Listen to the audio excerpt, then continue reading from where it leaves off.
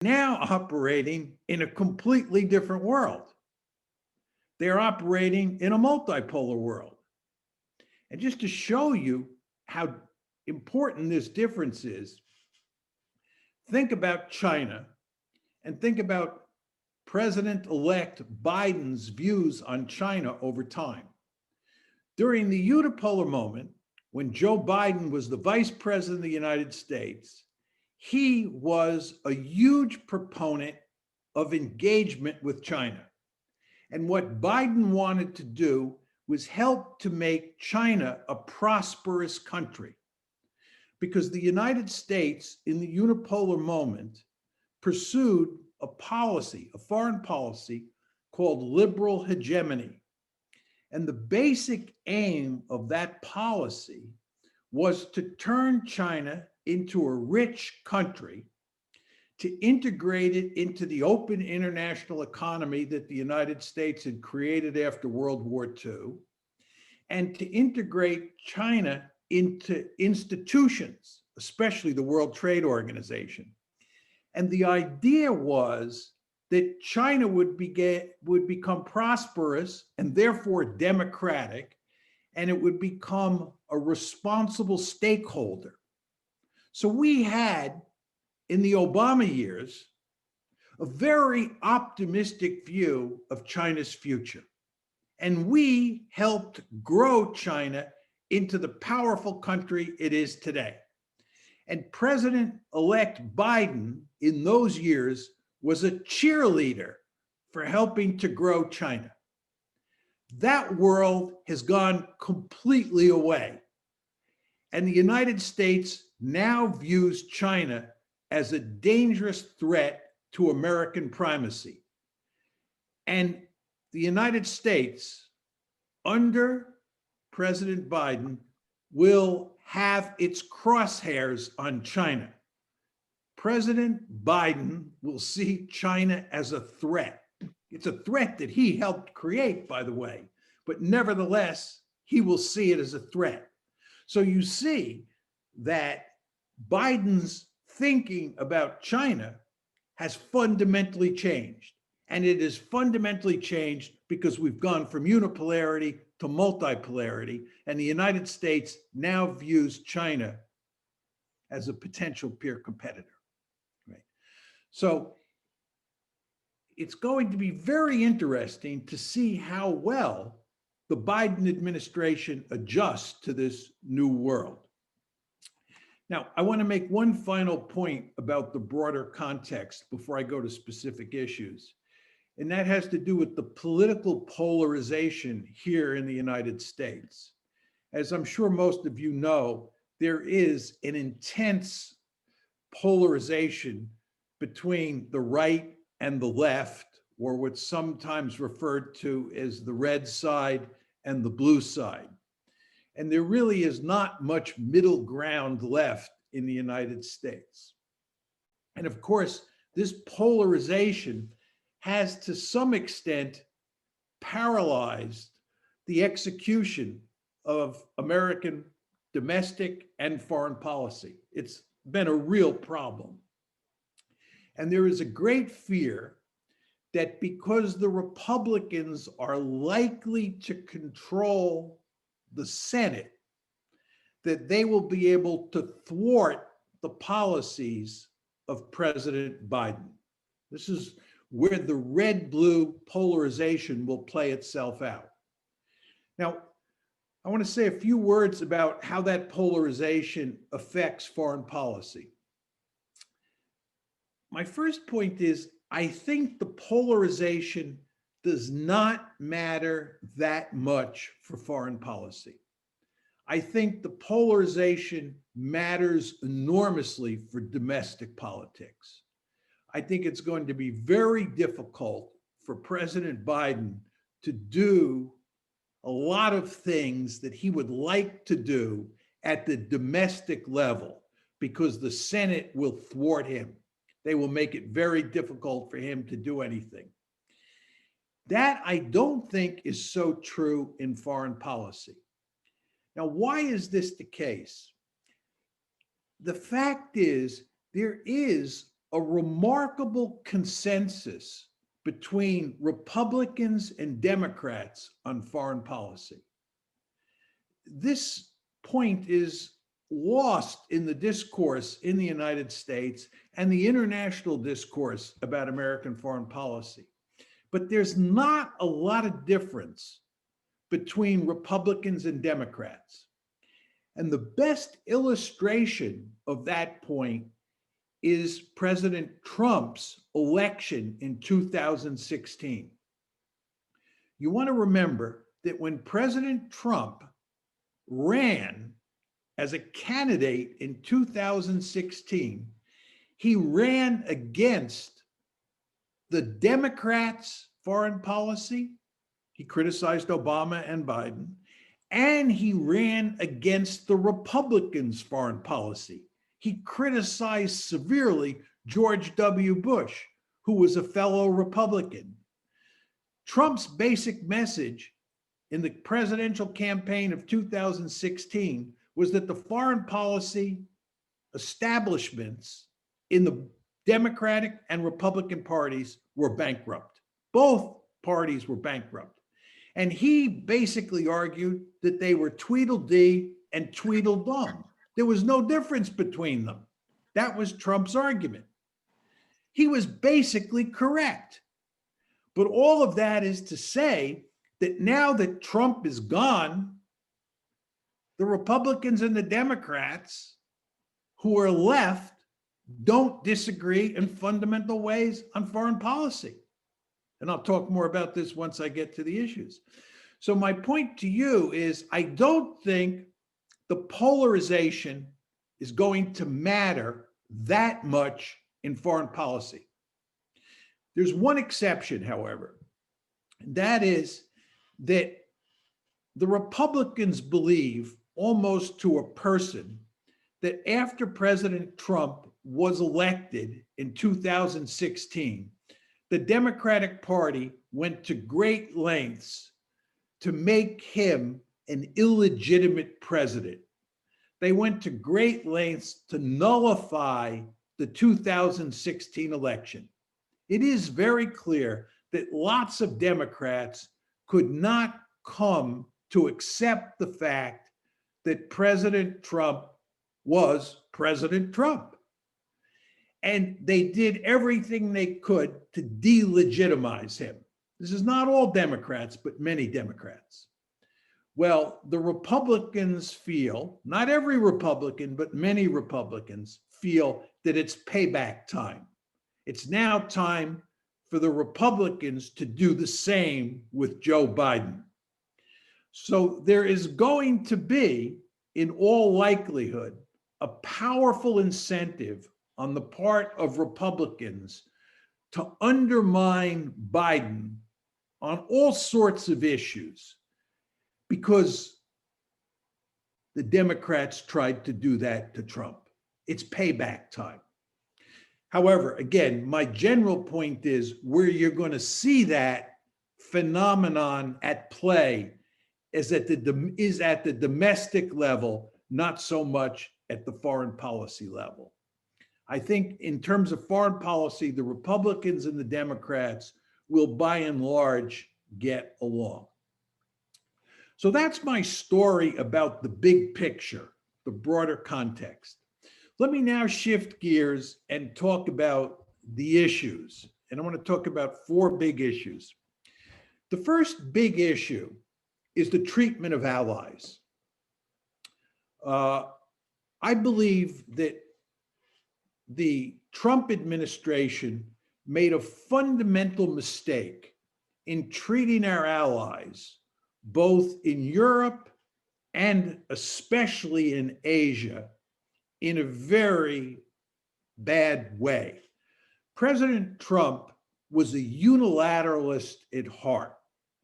When he talked about America first, he basically was talking about a worldview that saw virtually all other countries on the planet trying to take advantage of the United States. He believed that our adversaries and our allies were interested in screwing us. And he therefore wanted to slap those allies around as well as those adversaries around at every turn. He especially disliked the Germans, and he did not have much use for the South Koreans or the Japanese. Historically, our three closest allies since World War II have been Germany, South Korea, Japan, and Britain.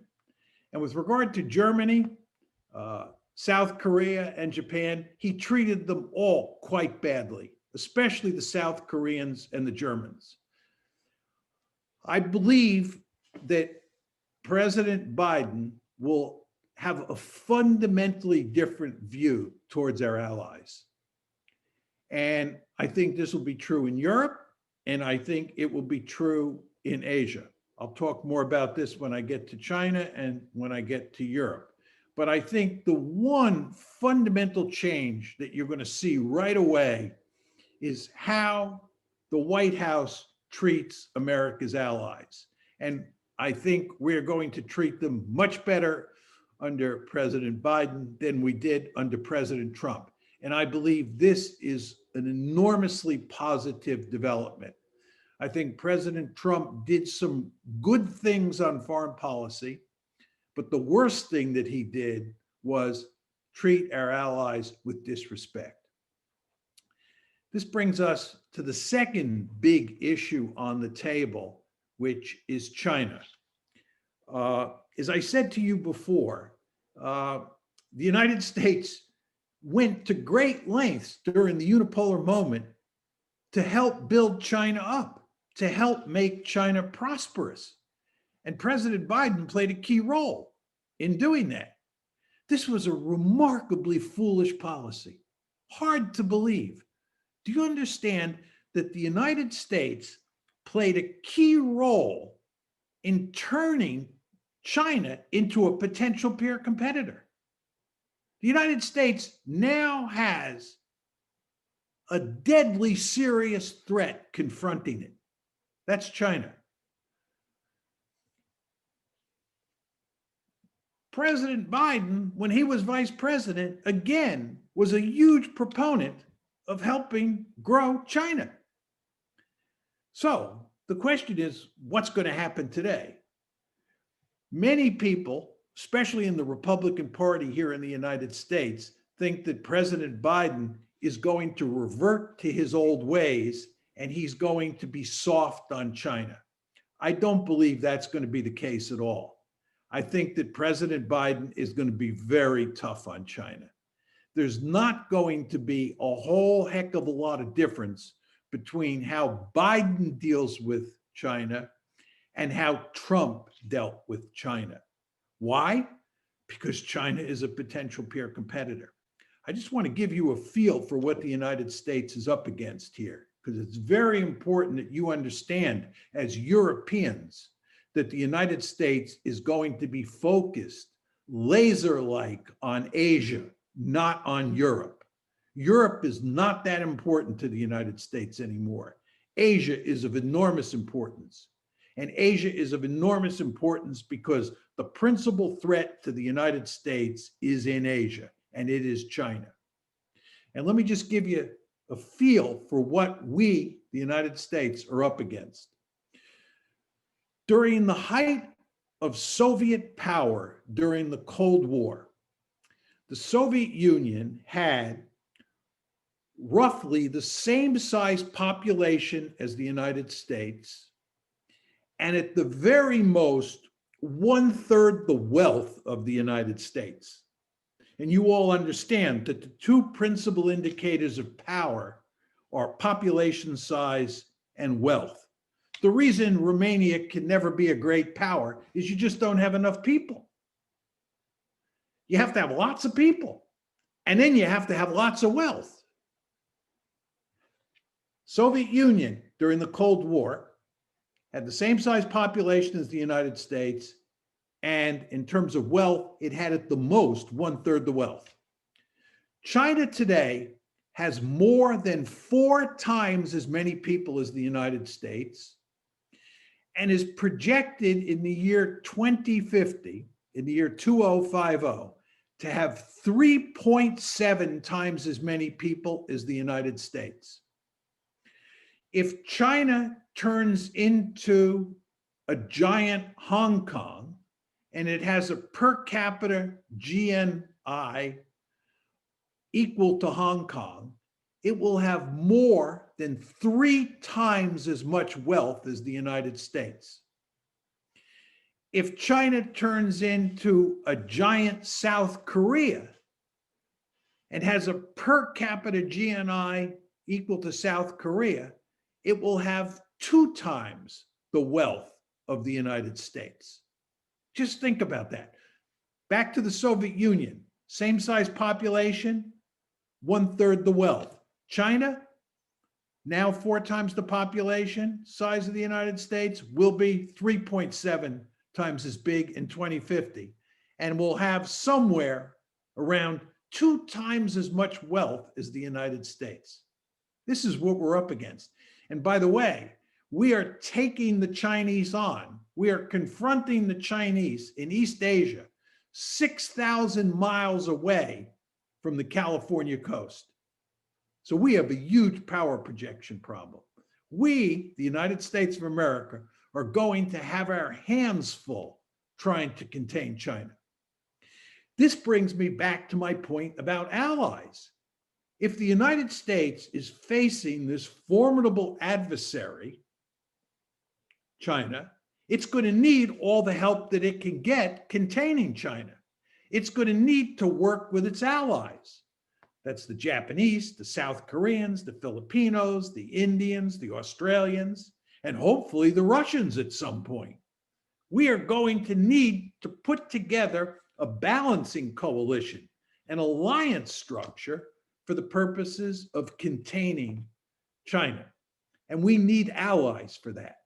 So again, this brings me back to my first point. I'm really glad that Biden is in the White House, because I think Biden understands that the United States has to have good relations with its allies. But anyway, my general point to you is that there's not going to be much change with regard to how the United States thinks about China moving forward. China and the United States are going to be engaged in an intense security competition for the foreseeable future that is going to have profound consequences all across the globe, including in places like Romania. The US-China competition, the Sino-American competition, is going to be the defining feature of the 21st century. Now I want to talk about the third issue, Iran. Iran is a very dangerous situation, and I want to explain to you what's going on there. It's very important that you understand this, because I think there is a serious possibility, and I underline the word possibility, of war between the United States and Iran. As you all know, in 2015, President Obama worked out a nuclear deal with Iran that made it impossible for Iran to develop nuclear weapons. President Trump hated that deal. He did not like the deal at all. And in May of 2018, President Trump withdrew from the deal.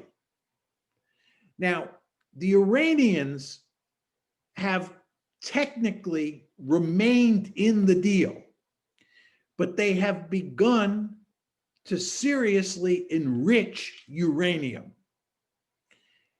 And the Americans have bet, President Trump has bet, that he could put maximum pressure on Iran after pulling out of the deal, and he could get Iran to throw up its hands, surrender to the United States, and completely eliminate its nuclear program. That's what President Trump wanted to do. President Trump wanted to completely eliminate the Iranian nuclear program, even the peaceful version of that program. But he failed. And as you know, he recently worked with the Israelis to kill a leading Iranian scientist. Furthermore, the Israelis and the Americans have taken a number of other steps over the past few years to damage the Iranian nuclear program. Iran is fed up with this situation, and Iran has said that if Biden doesn't come back into the agreement, the nuclear agreement, the JCPOA as it's called, if Biden doesn't come back into that agreement shortly after he moves into the White House, Iran is going to throw out the nuclear inspectors, and it is going to increase its enrichment of uranium. This is going to create a huge crisis because the Israelis and the Israel lobby, which is a very powerful interest group in the United States, are going to put enormous pressure on President Biden to attack Iran's nuclear capabilities once it throws the inspectors out and once it starts increasing its enrichment of uranium. So what this tells you is that when President Biden moves into the White House, he's only going to have a few weeks, maybe 2 months, to go back into the JCPOA, to return to the nuclear agreement.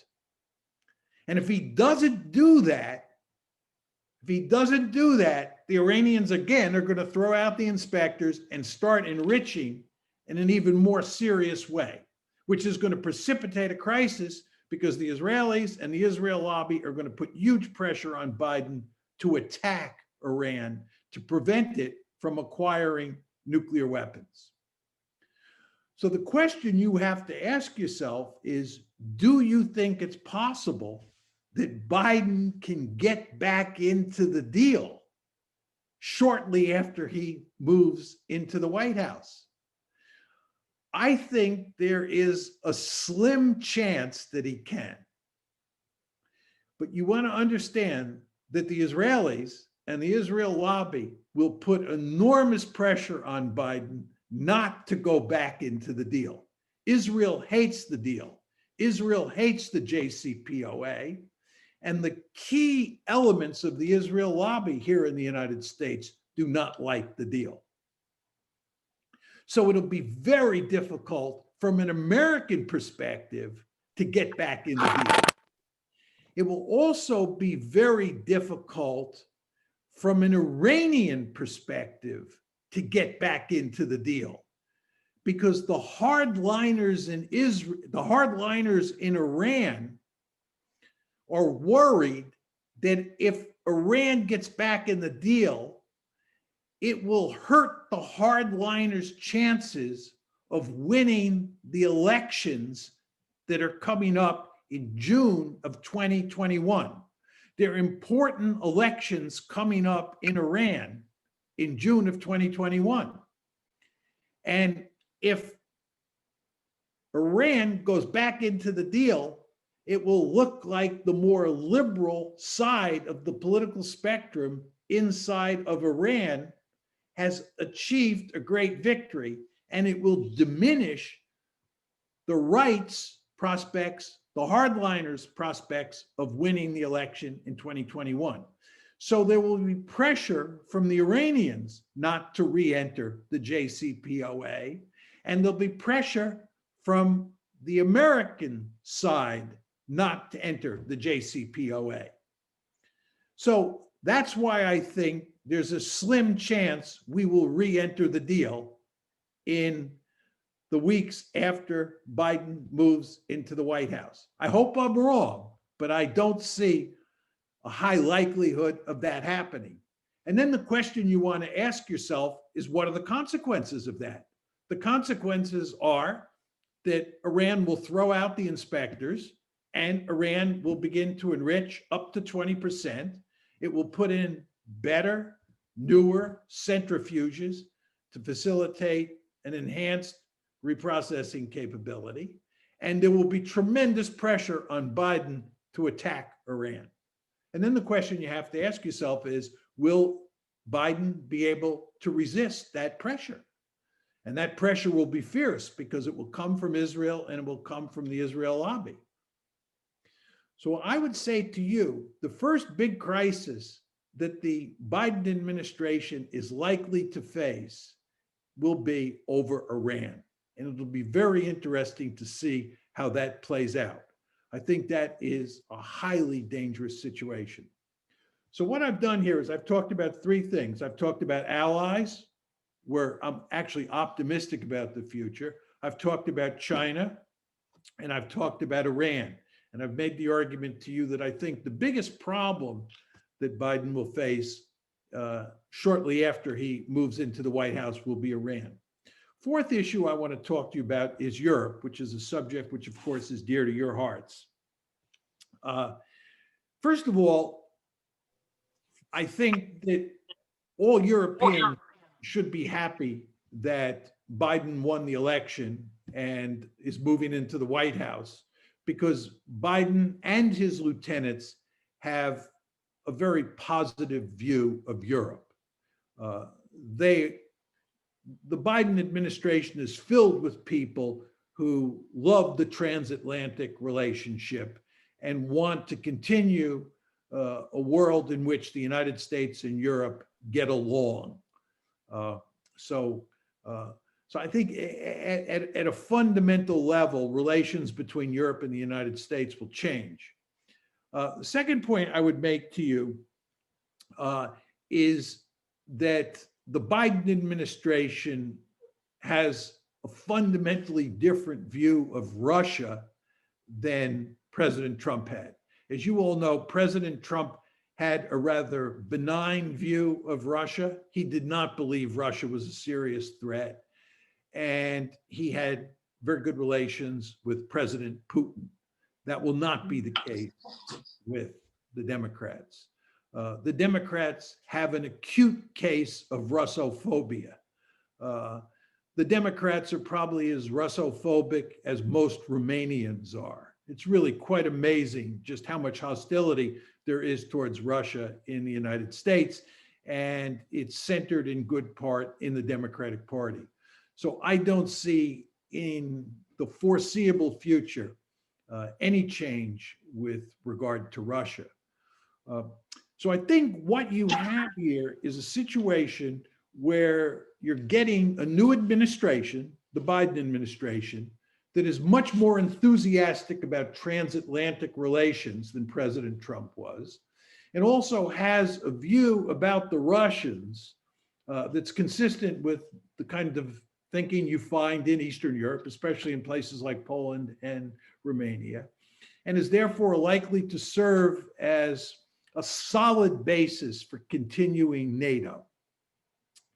However, there's one major qualification to that argument, and that's China. The reason I spent time describing what a serious threat China is to the United States, the reason I gave you those numbers about the size of the Chinese population relative to the United States and the amount of wealth that China might have moving forward if it continues to grow economically, is that I wanted to drive home to you that if China continues to grow economically and militarily, the United States may have to swing forces out of Europe. It may have to basically diminish the importance of NATO greatly and focus almost exclusively on China.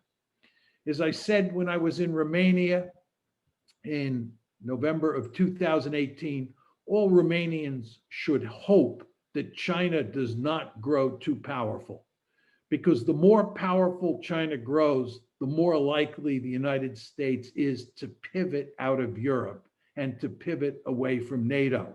Not because of any dislike of Europe or dislike of NATO, but simply because the China threat is so severe that the United States has to concentrate almost all of its resources on containing China. So my point to you is that US-European relations and how this relates to Romania is affected by the rise of China in very important ways. And a really powerful China is a threat to the future integrity of NATO.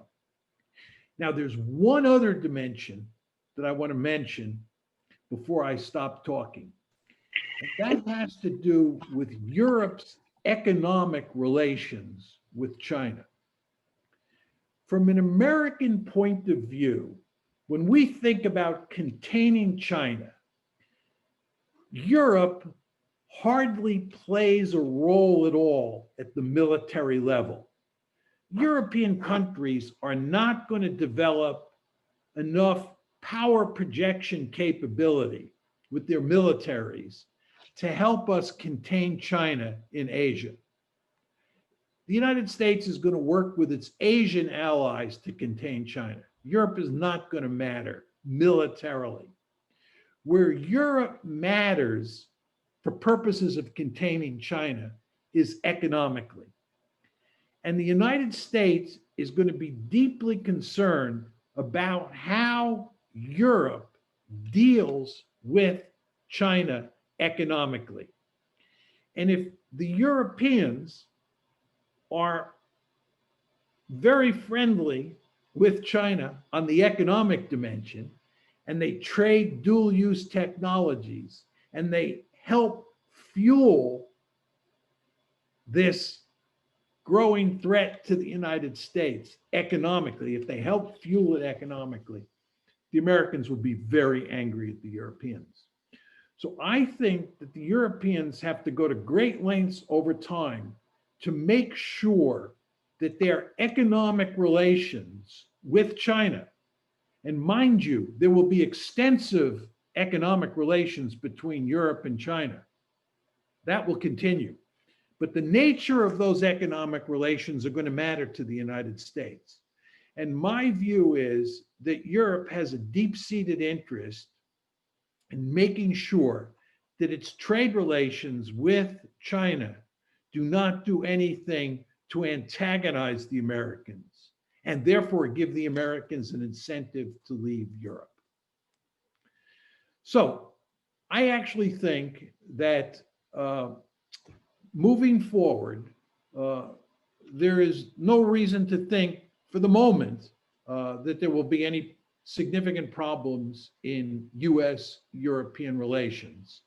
And to the extent that there are big problems on the horizon, the biggest problem in the short term is Iran, and the biggest problem over the long term for the United States and for the Biden administration will be China.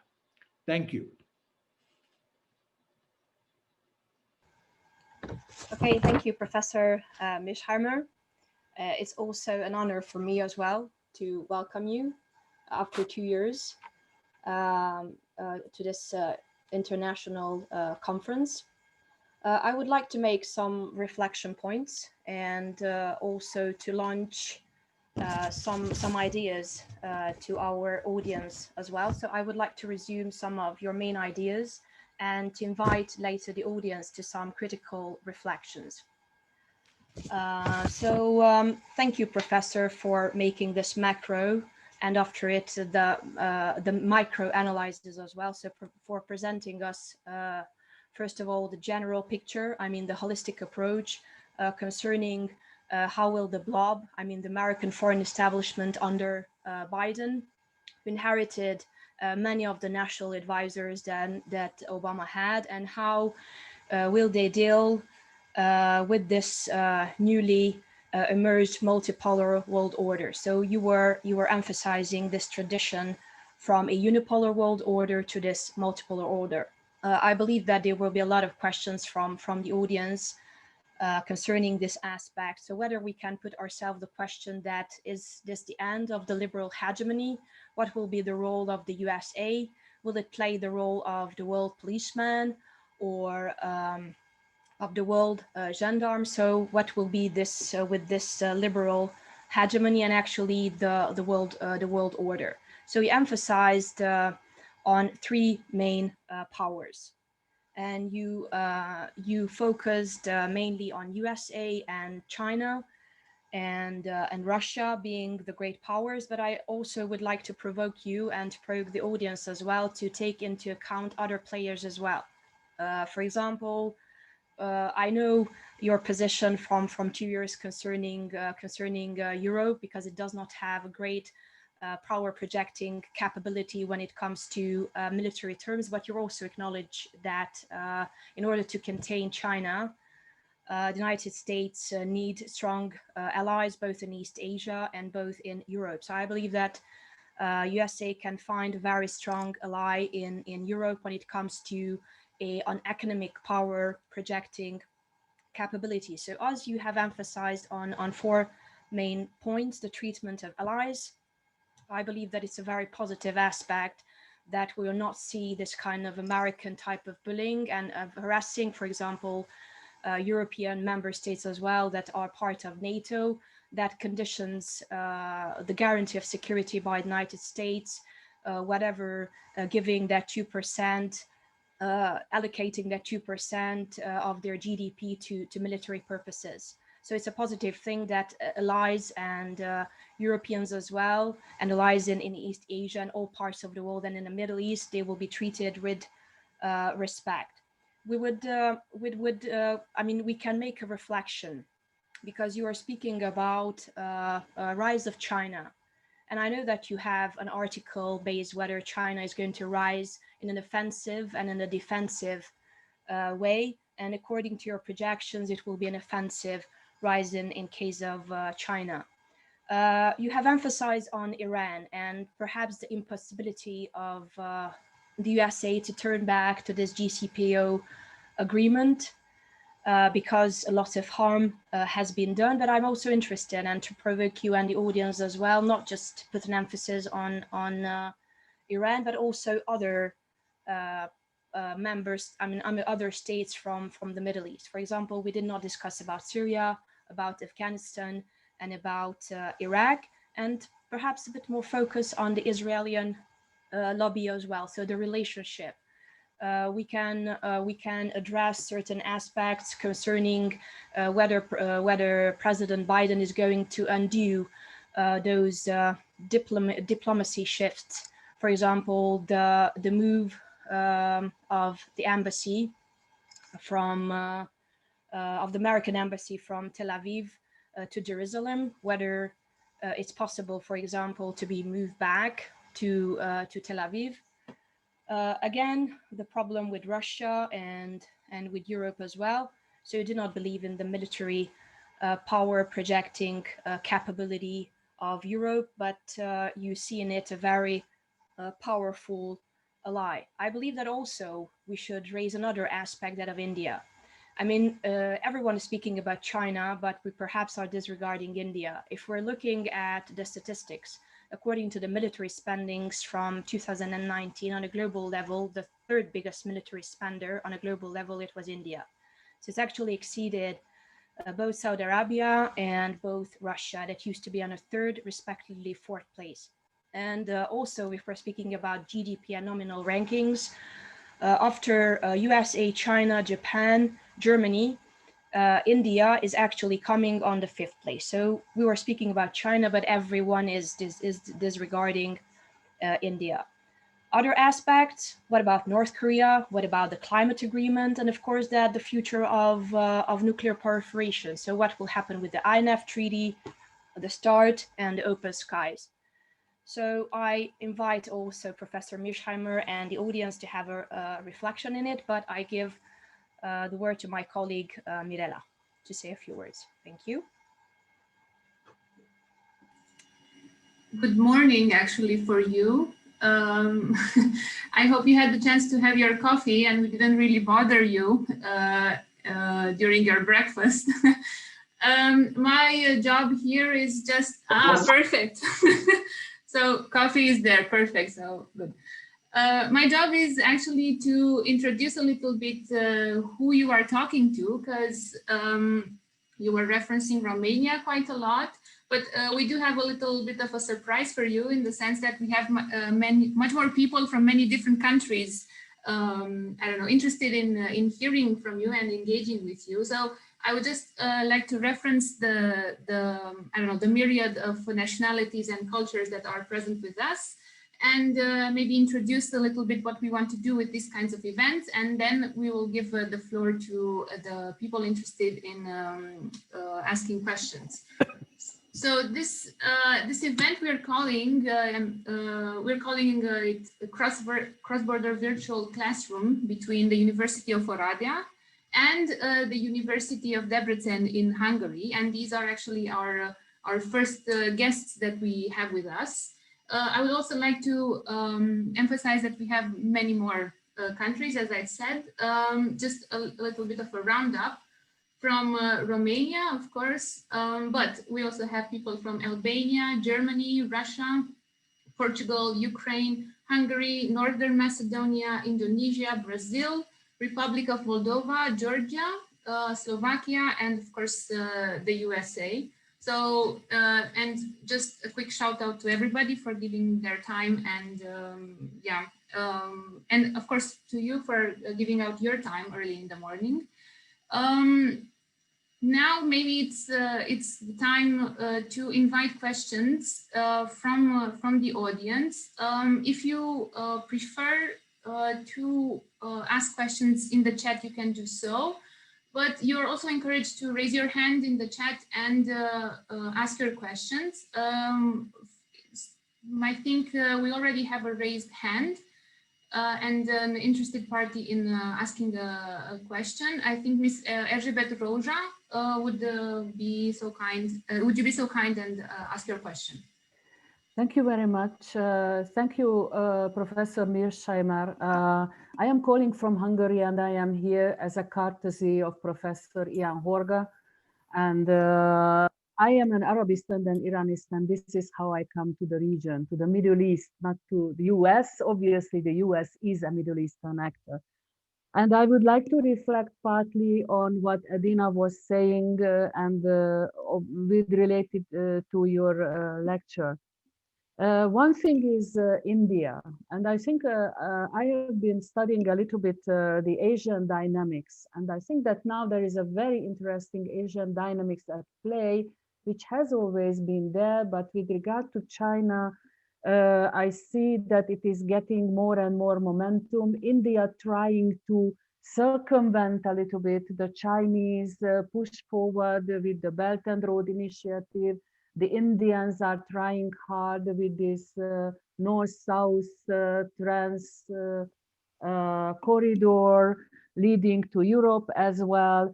But the whole Asian interplay is that there, what I would like to say is that there seems to be a separate dynamics between the great powers within Asia, which of course the United States has an impact and will connect to it.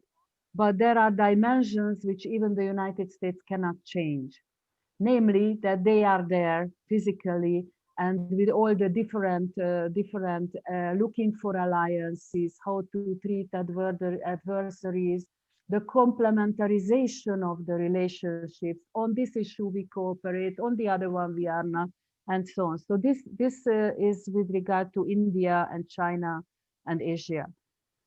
The other one is, I think that, thank you very much for how you elaborated the big issues. And of course, Iran is always very much at my heart.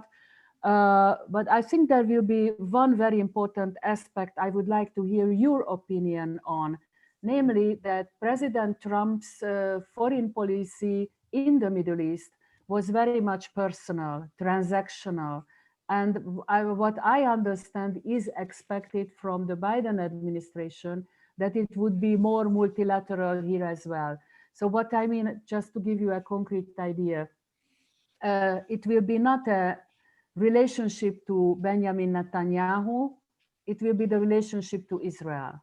And I think that it could make a huge difference. Obviously, we all know that Benjamin Netanyahu is the prime minister of Israel, but they are going to elections again, and so on and so forth.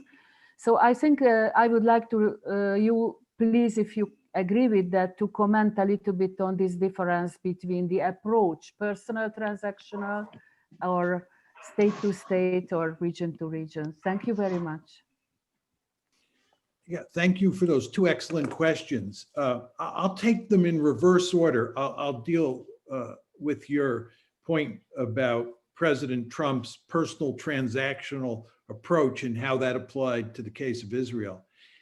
I think there's no doubt that President Trump applied a personal / transactional approach, as you describe it, in dealing with almost all leaders. If you think about how he dealt with Russia, it was very much focused on Putin, much as when he dealt with Israel, he focused on Netanyahu.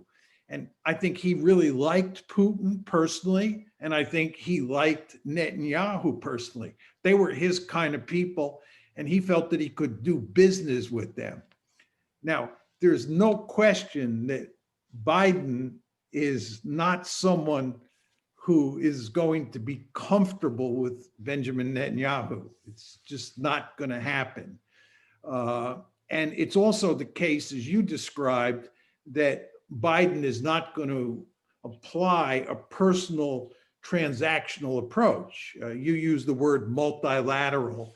I would say it's a more normal diplomatic way of dealing with countries that Biden will employ. The question you have to ask yourself is whether you think it's going to matter much in terms of US-Israeli relations. I don't think that Biden is going to undo any of the changes that Trump has implemented, like moving the US embassy from Tel Aviv to Jerusalem. I think that the Trump administration will be somewhat, that the Biden administration will be somewhat tougher on Israel about settlement expansion, but not very much tougher. I mean, I don't think much is going to change. No American president can put any meaningful pressure on Israel vis-a-vis the Palestinians. It's just not going to happen. I think Biden will not be as generous towards the Israelis or towards Netanyahu as Trump was, but I don't think much is going to change there. And as I said, I think the key issue moving forward involving Israel and the United States is not the Palestinian issue, it's the Iranian issue. And I think the Israelis, especially the Netanyahu government, will put enormous pressure on President Biden not to go back into the JCPOA. And if anything, to use military force against Iran if it goes further down the nuclear road. With regard to your questions about India, let me make a number of points. First of all, I think you're absolutely right that the United States is physically not located in Asia. It's a distant great power that moves into the region and has to deal with the hand that it's presented with. It has to play the hand that it's confronted with. There are just limits to what the United States can do in Asia because it is not physically located in Asia. So I agree with that. Second point I would make is the way I think about Asia, and this applies to India, is that there's sort of four sub-theaters, or you could even call them four theaters in Asia that the United States has to worry about. One is Northeast Asia, and there Japan and South Korea are the key players. Two is Southeast Asia, and this is the Philippines, Vietnam, Indonesia, Malaysia, Singapore, so forth and so on. Then there is Central Asia, and this is where the Belt and Road really comes into play. These are Kazakhstan, Uzbekistan, so forth and so on. And then finally, there's Southwest Asia, which is India, Pakistan. Those are in very important ways discrete areas.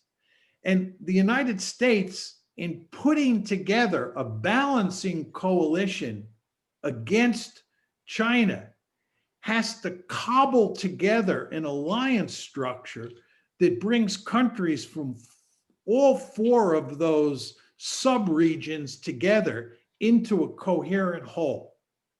And by the way, if you think about getting the Russians involved in a balancing coalition against China, which by the way, I think would be in America's interest.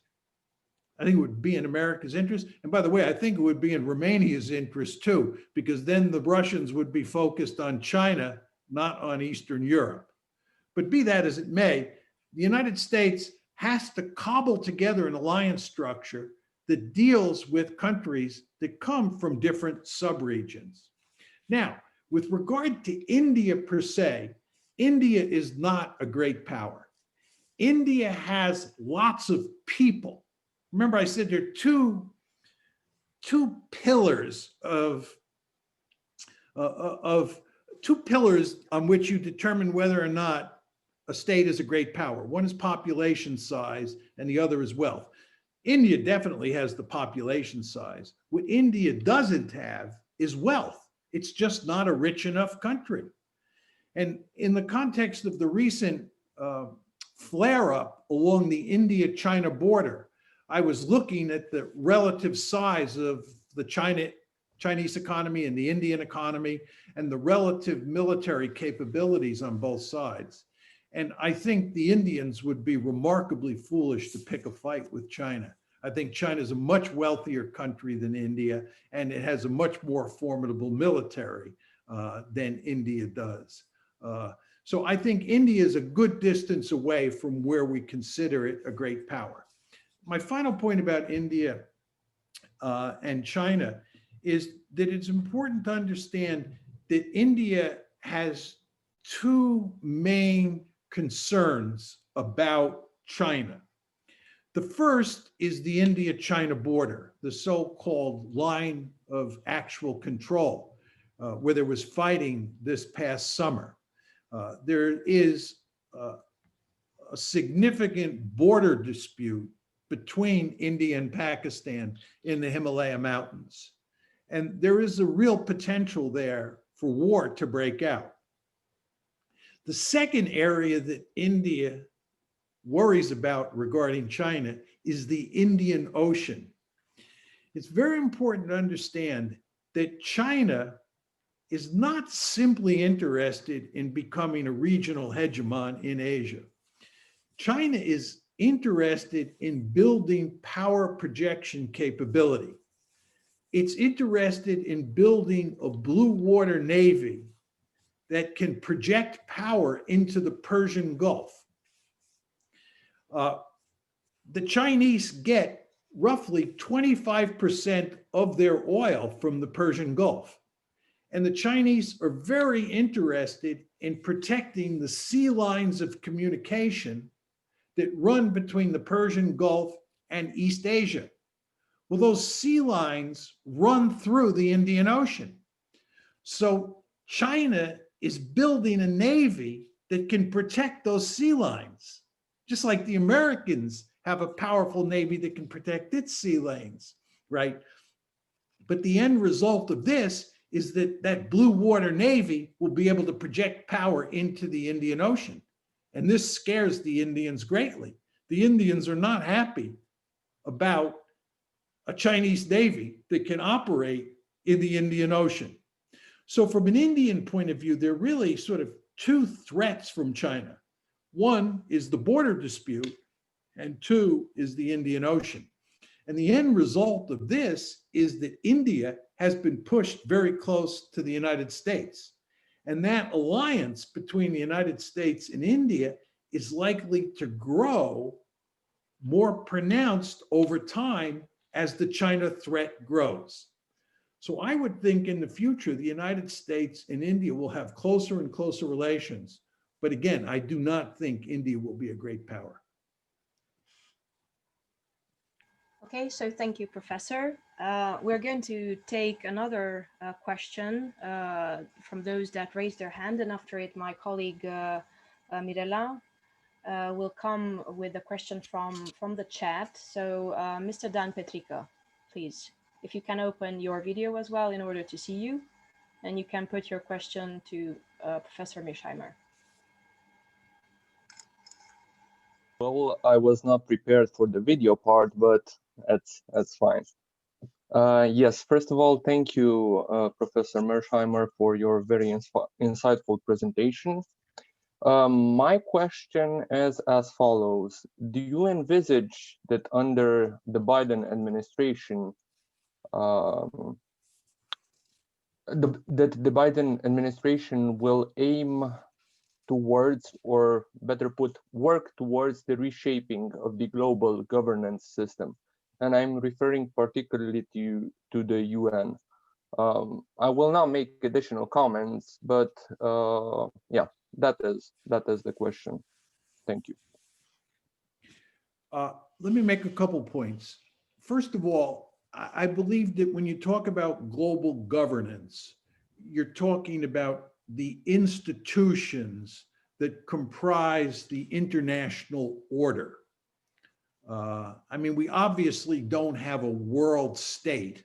And given that we don't have a world state, we don't have a global government.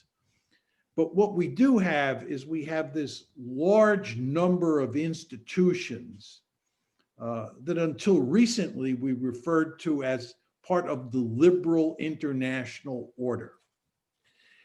Now, my view is that great powers go to great lengths to shape those institutions, to shape that order in ways that suit them.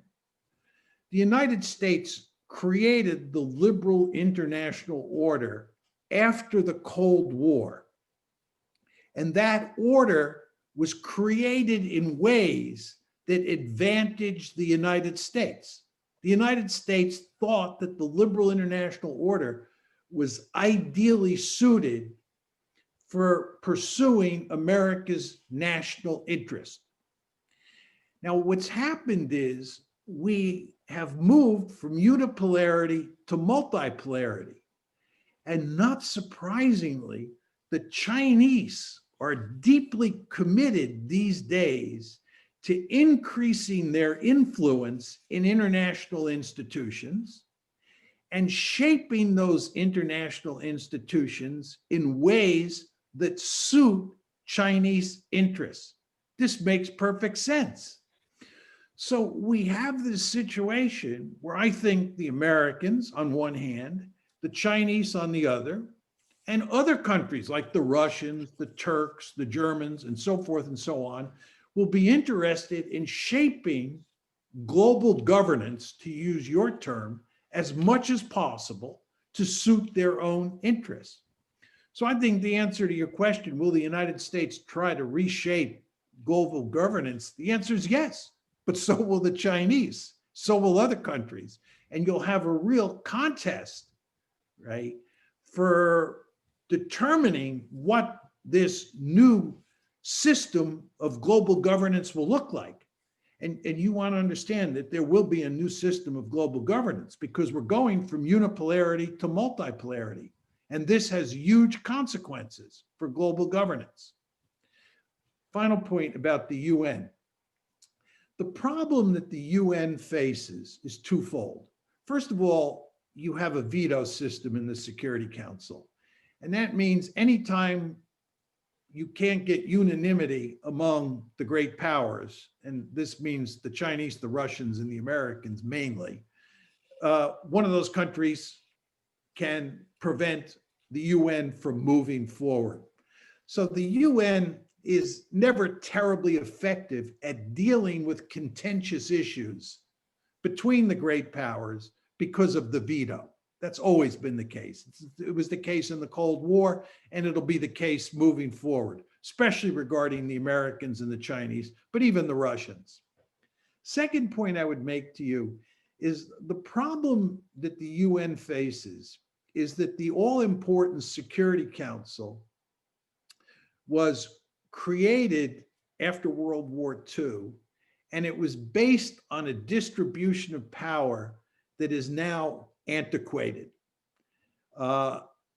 Germany's not on the Security Council. Japan's not on the Security Council. India's not on the Security Council. Turkey's not on the Security Council. Brazil is not on the Security Council. Basically, it was the countries that mattered in 1945 that ended up on the Security Council, and nothing has changed since then. It seems to me that if you want to make the United Nations a more effective institution over time, the Security Council has to be changed. The composition of the Security Council has to be changed. But doing that is extremely difficult. One could argue it's almost impossible to do. The Chinese, for example, won't want the Indians on the Security Council, and so forth and so on. So who's going to be on that Security Council and how you can actually reconfigure it remains to be seen. Therefore, I think the UN, if anything, will be less effective, not more effective moving forward, because it doesn't come close to reflecting the balance of power in the world in the year 2020. It reflects the balance of power in the world in 1945. And as I don't have to tell you, a lot's changed between 1945 and 2020. Thank you for your answer.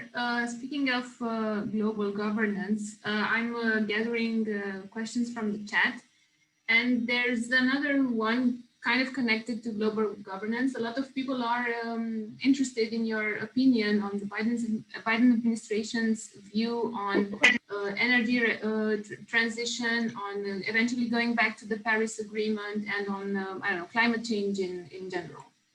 I think that's a very easy question to answer. The Biden administration will go back to the Paris Accords, and it will do so with great enthusiasm. What that actually means moving forward in terms of dealing with climate change remains to be seen. The question you have to ask yourself is whether or not you think that the Chinese and the Americans, the Russians and the Americans, just to pick two examples, can work together. Whether they can cooperate on climate change at the same time they're competing at the security level. And I think that's possible.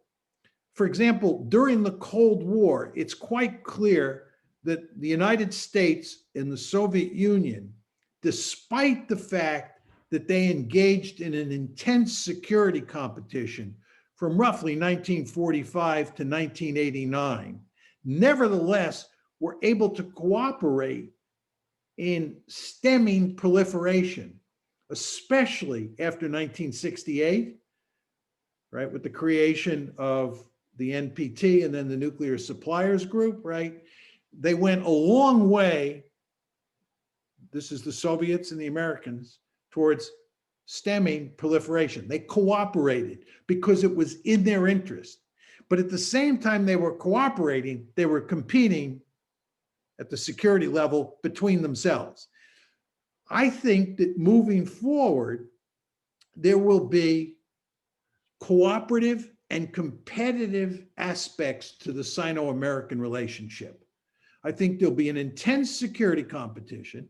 I think there'll be a lot of economic competition, but there will also be economic cooperation. And I believe that you will get cooperation on climate change as well. But regardless, I think the Biden administration will have a fundamentally different view on this issue than the Trump administration. Okay, very interesting point on this balance, this comparison between proliferation and climate change. And I'm going to take another question from the chat, and we're going to move towards the raised hands in the chat, because we are like 150 people here, and I bet everybody wants to ask you a question. But there's no time. We don't have 25 hours in a day to do so. I'm going to move to another question asked by Nick Palinchak. He is the Dean of International Economic Relations faculty in Uzhgorod, Ukraine. And he would like to ask you the following. What are the perspectives of American-Ukrainian relations in the light of President-elect Biden's government? And could you enlighten American-Russian relations in more detail as they concern Ukraine as well? So, thank you. I think, as I said early or in my formal presentation, that the Biden administration is filled with people who have an acute case of Russophobia. In my opinion, it's irrational. I do not understand why there's so much hostility. Actually, I do understand why there's so much hostility to Russia. I just think it's misguided. And let me just say a word or two about that. I think obviously the Ukraine crisis in 2014 poisoned relations between the United States and Russia, and between Russia and the West more generally. The Americans believe that the Russians are principally responsible for the Ukraine crisis. As many of you know, I don't believe that. I think that the United States and the West more generally is responsible for the Ukraine crisis. I believe that NATO expansion coupled with EU expansion and the color revolutions caused the Ukraine crisis in 2014. I don't principally blame the Russians, but in the United States, very few people agree with me, and hardly anybody in the Biden administration agrees with me. And in fact, almost everybody in the Biden administration at the higher levels of its foreign policy team believes that the Russians are responsible for the 2014 Ukraine crisis, and they indeed are a highly aggressive state. The second reason that the Democrats dislike the Russians intensely is they have this foolish argument that the Russians are responsible for Hillary Clinton's defeat in the 2016 election. As we all know, Donald Trump shockingly won the November 2016 election. Nobody expected that, or I should say, hardly anybody expected that. And the Democrats couldn't blame themselves. The Democrats couldn't admit that Hillary Clinton was a terrible candidate and that Trump actually won. So they invented this story that the only reason Trump won was because the Russians interfered on his behalf. And this fueled the Russophobia that was already there from the 2014 Ukraine crisis, and it has not gone away.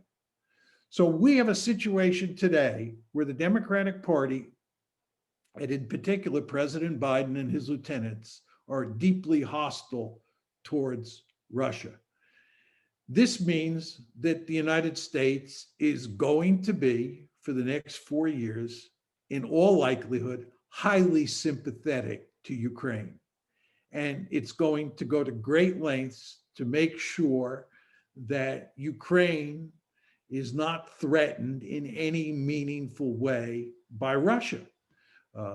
So I think that if you're Ukrainian, you can rest assured that the Biden administration will have hostile relations towards Russia and positive relations towards Ukraine. We can argue about whether that's good or bad, but I think that is a basic fact of life. With regard to US-Russia relations more generally, look, as I've said before, if you believe that China is the principal threat to the United States, okay, and you also believe that there are three great powers in the system, the United States, Russia, and China, from an American perspective, you want that other great power, Russia, to be an ally of yours. You want Russia to be on your side of the ledger.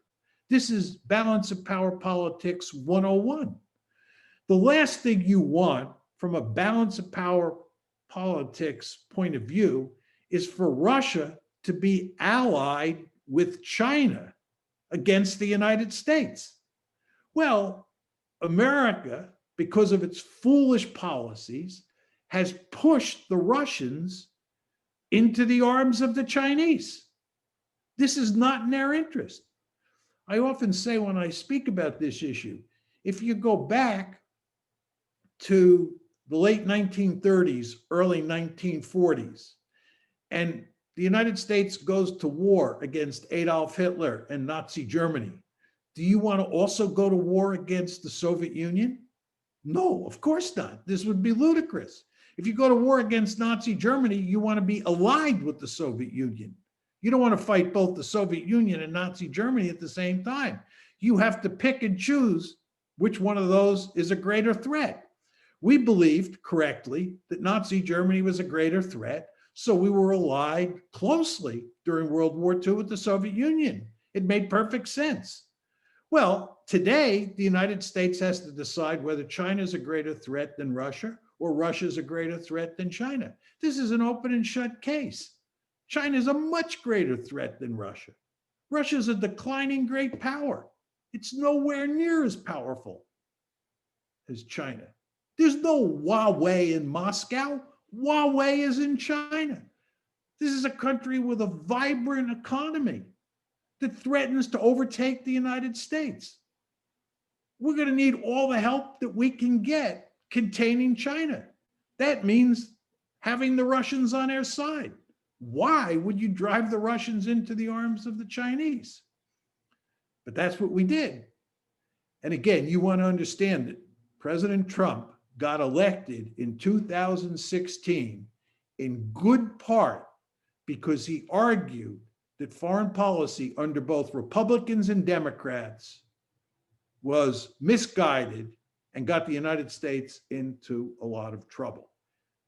And he was correct. And this is one manifestation of the foolish policies that we pursued during the unipolar moment.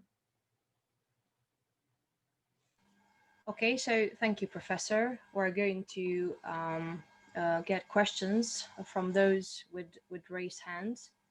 I believe that we can take Madame Professor Bordeanu, and after it, Professor Cucuța Radu, because he was telling us that he does not, is not enabled raise hand. So after Bordeanu, Mr. Cucuța, please prepare with your question face to face. Thank you. Madame Bordeanu, the floor is yours. Thank you very much. Good morning, Professor. Thank you for your speech. I have to be short, I know that. I want to remind you that Washington has called China's enactment of a new national security in Hong Kong this year an unequity law in Hong Kong, a breach of China's one country, two system commitment.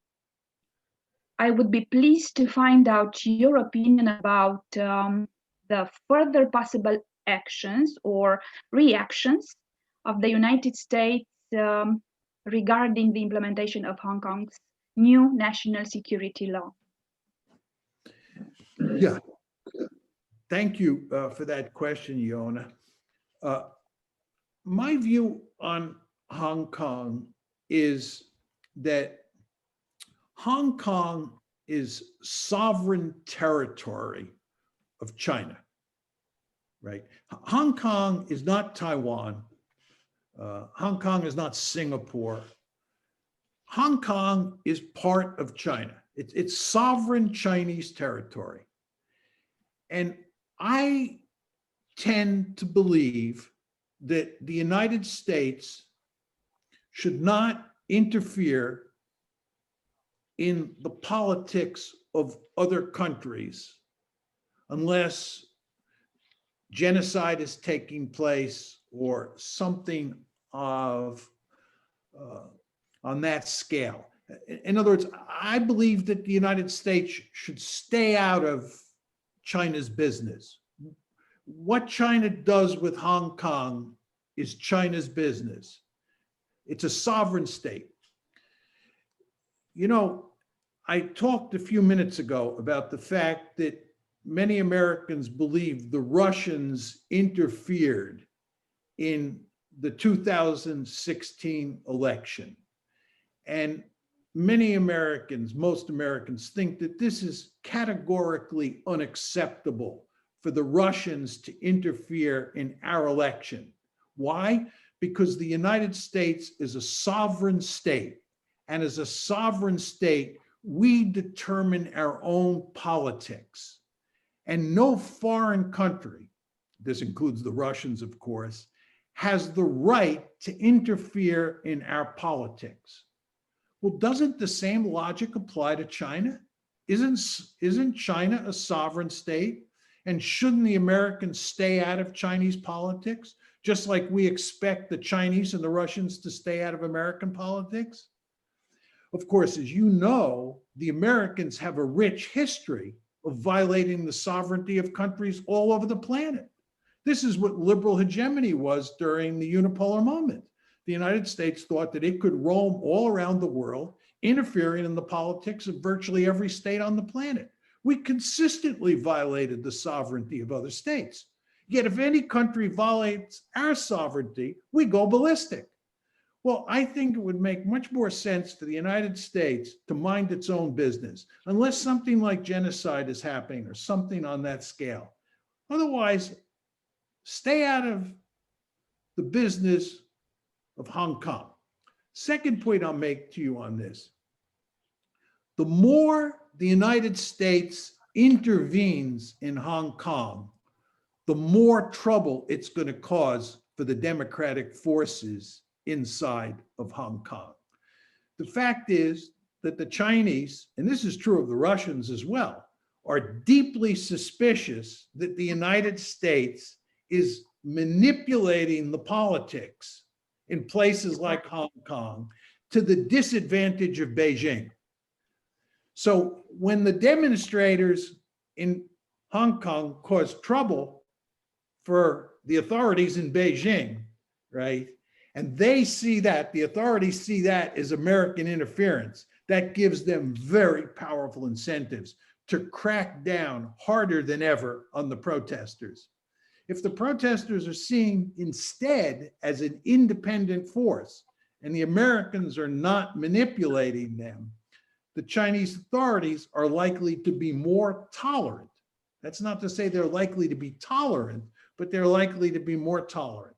So towards the protesters. So my argument is that you're not doing the protesters, the Americans are not doing the protesters any favors by interfering on their behalf in the political situation in Hong Kong. But my more important point is the United States ought to pay more attention to respecting the sovereignty of other countries the way the United States expects other countries to pay respect to its sovereignty. Okay, thank you very much. Professional administration will stay out of Hong Kong, isn't it? Thank you. Okay, so thank you, Professor Bordeanu, for the question and for the useful insights. We're going to continue with the question of a professor from CNSPA, domnul Cupută Radu Alexandru. Please. Before I ask the questions, I would like to thank the hosts for organizing, for setting up this event. It is truly, like a great opportunity to hear Professor Mearsheimer, and I want to express my gratitude to the teachers at the University of Oradea who made this possible. I and my students are extremely grateful for the things you did. Professor Mearsheimer, it's kind of two questions. The first question is, in light of what you have said, how does the stopping power of water fit in as much as China's threats to the United States is concerned? This is the first question. And the second question is, 13 years after having written the book about the influence of the Israeli lobby, do you believe that if you and Professor Walt were to write the book again or were to make the argument again, is there something you would amend about the theoretical model you presented there? And I want to point to something which is kind of happening in Europe. in order to make up your bona fide credentials about being on the right side of the political spectrum, you need to take up, for example, pro-Israeli arguments. It is, from a point onwards, it is no longer an argument about foreign politics, but about ideological association and proving your credentials. These were the two questions, and thank you very, very much once again for a very interesting presentation. Thank you. You're welcome. And I would just say it's a pleasure to be here. I love answering these questions and talking to people about these issues. And hopefully my comments help people think about these topics moving forward.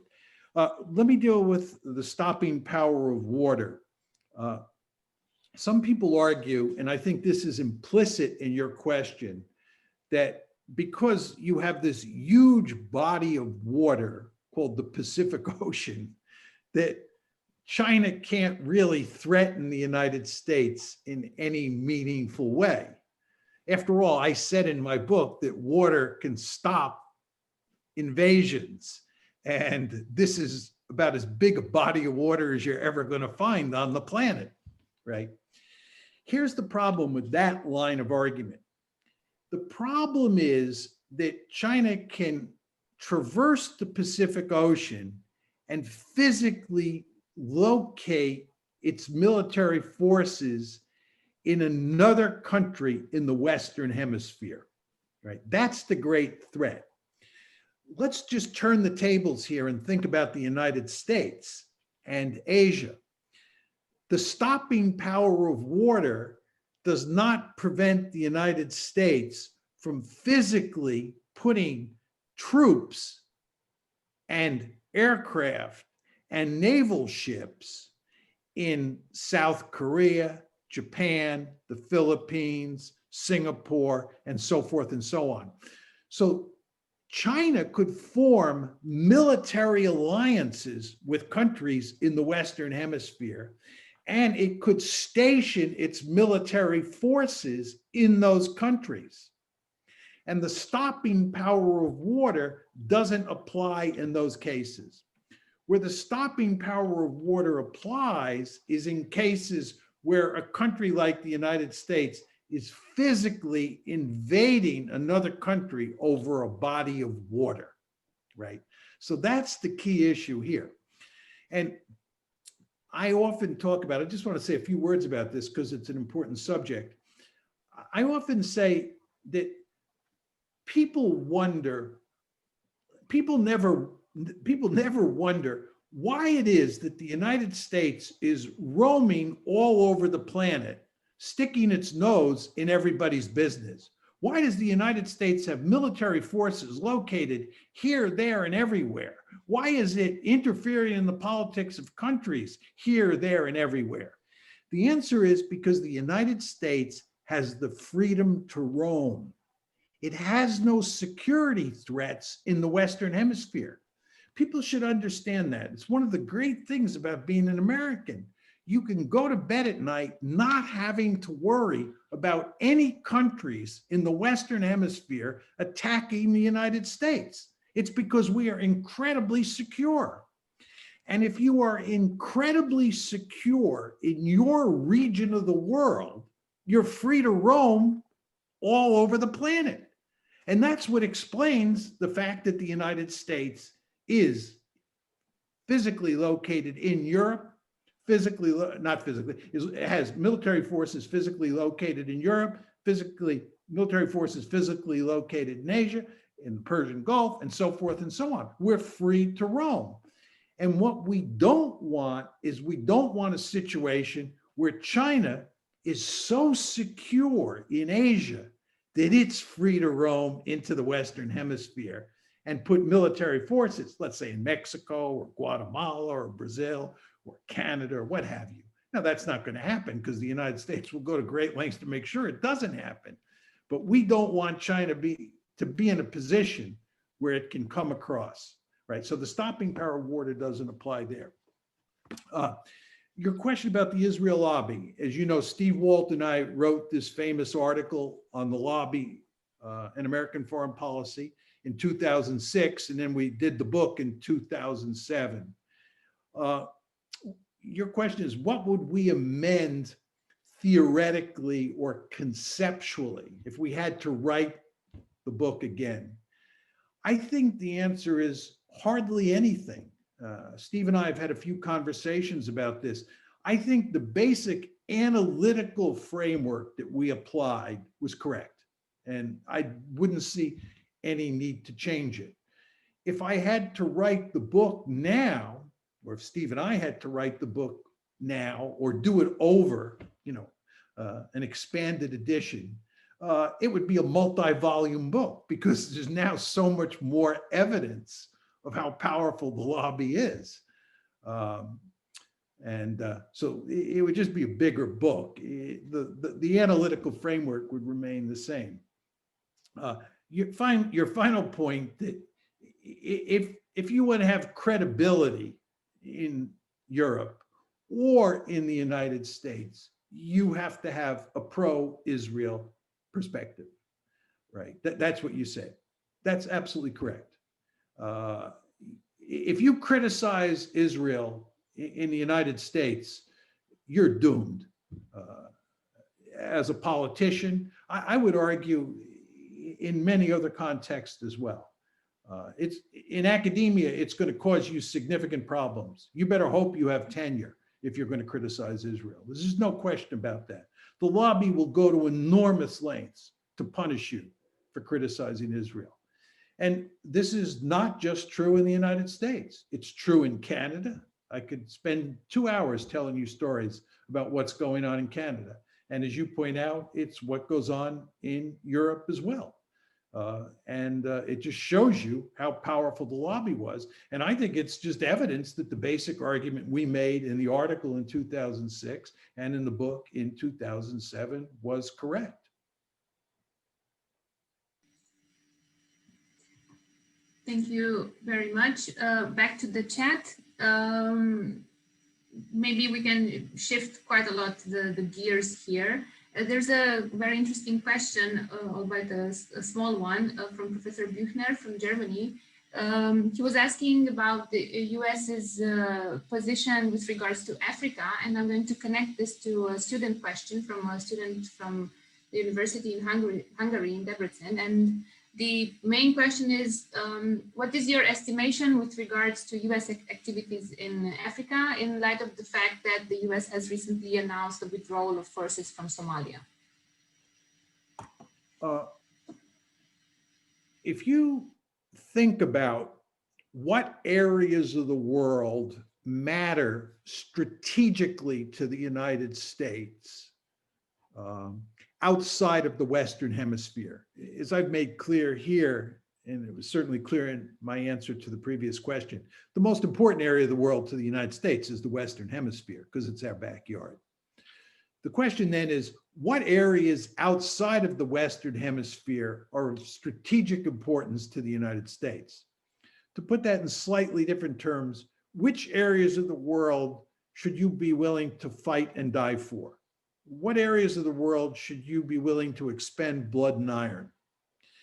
And historically, there are 3 areas of the world that the United States considers to be of major strategic importance.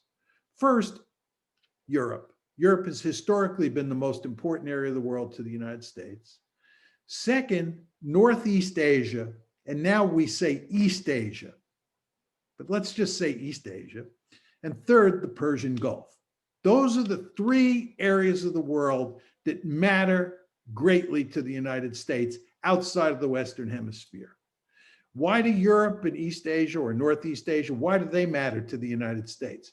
For the simple reason, that's where the great powers are, right? We care greatly about Europe and we care greatly about East Asia because that's where the great powers are. Why do we care about the Gulf? Because that's where the oil is. And oil is the one natural resource that really matters to the great powers, especially the United States. But even China, remember I told you, China gets 25% of its oil from the Gulf, and over time that number will substantially increase. So those are the 3 areas. Now, what you notice is Africa is not on that list. Africa is not on that list. Why is that the case? There are no great powers in Africa, and there's no strategic resource that's concentrated in Africa the way oil is concentrated in the Gulf. So we don't care that much about Africa from a strategic point of view. I want to be very clear. I'm not saying Africa doesn't matter. My point is, from a strategic point of view, Africa does not matter much to the United States. Now, as you know, the Chinese have been deeply involved in Africa over at least the past decade. Has the United States been concerned? No. The United States has not been concerned. Why is that the case? Because Africa doesn't matter strategically to the United States.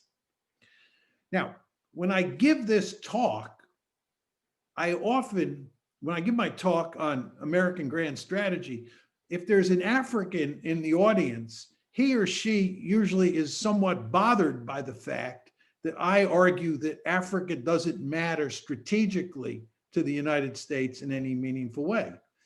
And my response to that is, Africans should be glad that Africa does not matter strategically to the United States, because if it did matter strategically, and the United States engaged in security competition with the Soviets in Africa or the Chinese in Africa, it would cause huge amounts of trouble in Africa, because the United States is a ruthless great power, and it would behave like a rogue elephant in Africa.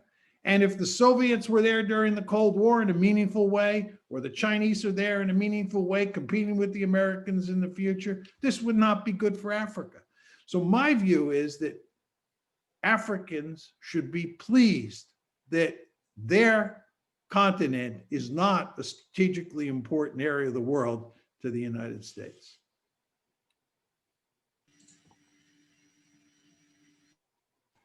Okay, so thank you, Professor, for answering.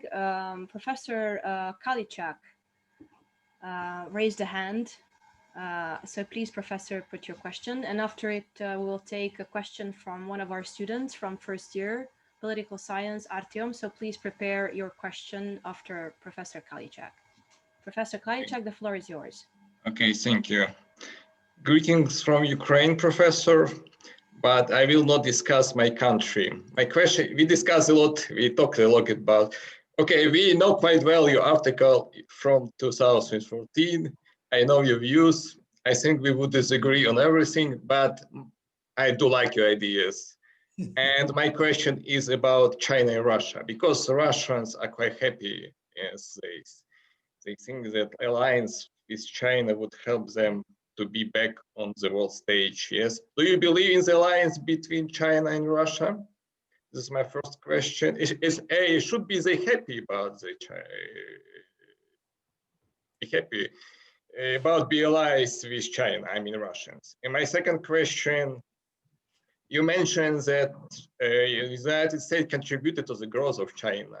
Clinton, Bush, Obama, all of them, in fact, contributed to the growth of China. So according to you, it means that Americans did great job by when they didn't help Russia in 90s, yes? Yes, to reconstruct the Soviet Union, to build a stronger Russia. Okay, thank you. Thank you, Professor Kalichak. I think Russia's thinking about China is complicated. I think all things being equal, the Russians would rather be allied or have friendly relations with the Americans than the Chinese. I have met a number of Russians, quite high level policymakers or well-known pundits or academics who argue that Russia should be a natural ally of the United States, that China and Russia are two countries that have had conflicts in the past and that there are today potential points of conflict. For example, a number of Russians would point out to me that if you look at Central Asia and you look at the Belt and Road and you look at all the influence that the Chinese are projecting into Central Asia, that this is something that really concerns the Russians.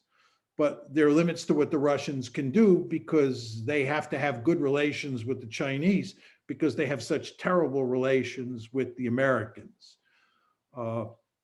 So I think that the Russians are not happy about what's happened with regard to not just their relations with the Americans. I don't think the Russians are happy that they have bad relations with the Americans. I think they're not terribly happy about the fact that they've been forced to have very deep relations with China. I think they'd prefer not to do that. I think, by the way, the Russians' ideal position is not to be on either side. If you're the Russians, you're playing Russia's hand, and you see that the two biggest powers in the system are China and the United States, and that China and the United States are engaged in an intense security competition. If you're playing Russia's hand, I think the ideal situation is not to be allied with either one of them, but just to sit back on the sidelines, so to speak. But I do think that if you're the Russians and you have to get involved on one side or the other, I think it's better to be allied with the United States than it is to be allied with China. But they are obviously now allied with China. And if I'm right and the Biden administration's Russophobia continues full speed ahead, then relations between Russia and China are likely to tighten over time. They're likely to move more closely together. Sorry, what do you mean by Russophobia? Could you be more specific? There's intense antagonism towards Russia and Russian foreign policy in the United States. And Putin is seen as a bad guy. He's seen as highly aggressive. He's seen as being principally responsible for what happened in Ukraine. He is seen as being interested in altering the territorial status quo in Eastern Europe. And this is evidenced by the fact that he took Crimea. There are many Americans who believe that he would conquer Ukraine if he has the opportunity, that he would conquer the Baltic states if he had the opportunity. There are many Americans who believe that we have to strengthen NATO. We have to put more forces in Eastern Europe, all for the purposes of containing this highly aggressive Russian threat. There are many Americans who believe that Putin and the Russians are doing everything they possibly can to weaken the EU, to weaken NATO, to weaken transatlantic relations. This is, I think it's fair to say, the conventional wisdom among people in the foreign policy establishment in the United States. And again, as I said early on in my remarks, there's not a lot of disagreement between the Republicans and the Democrats on foreign policy issues. I said they were Tweedledee and Tweedledum. And this applies to Democrats and Republicans on the Russian issue. It's not like the Democrats are especially Russophobic and the Republicans are Russophilic, right, or have Russophilia and want to have close relations with Russia. The Republicans are almost as antagonistic towards the Russians as the Democrats are. Is that clear? Okay. So I understand your ideas. As I mentioned before, I totally disagree with you, but I like your ideas.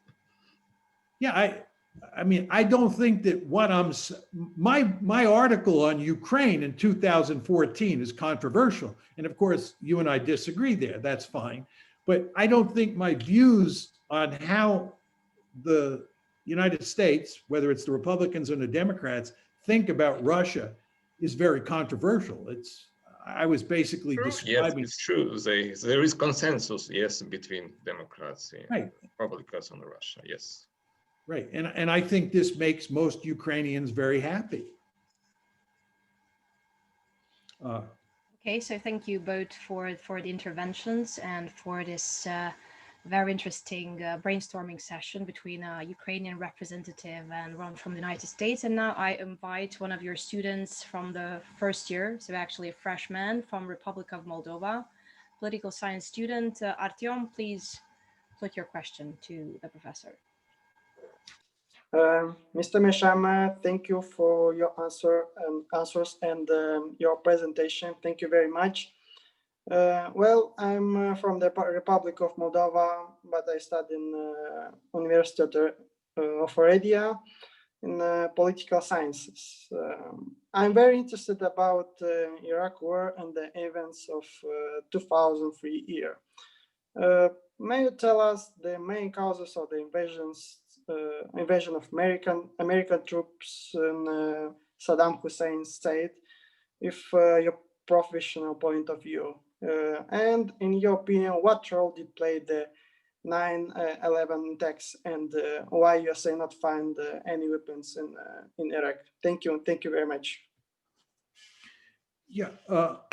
So let me deal with the question of why the United States invaded Iraq in 2003. What happened after 2001, after 9/11, is that the United States invaded Afghanistan. This happened in mid-October of 2001. And by December of 2001, the Taliban had been toppled from power.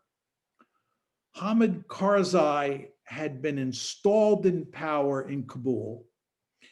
And it looked like the United States had won a stunning victory at a low cost and would be able to get out of Afghanistan quickly and leave behind a government, this is the Karzai government, that looked like would eventually become a democracy. So it's just very important to understand where the United States was entering 2002, right? Remember, September 11th, 2001, 9/11 occurs. Then by December, it looks like we've won this great victory, and the democracy is in Afghanistan's future, and that we don't have to stay there. Okay? What then happens in 2002 and early 2003 is that the Bush administration formulates the Bush Doctrine. Now remember, we invade Iraq in March 2003. March 2003. So you want to ask yourself, what happens between the fall of the Taliban in December 2001 and March 2003?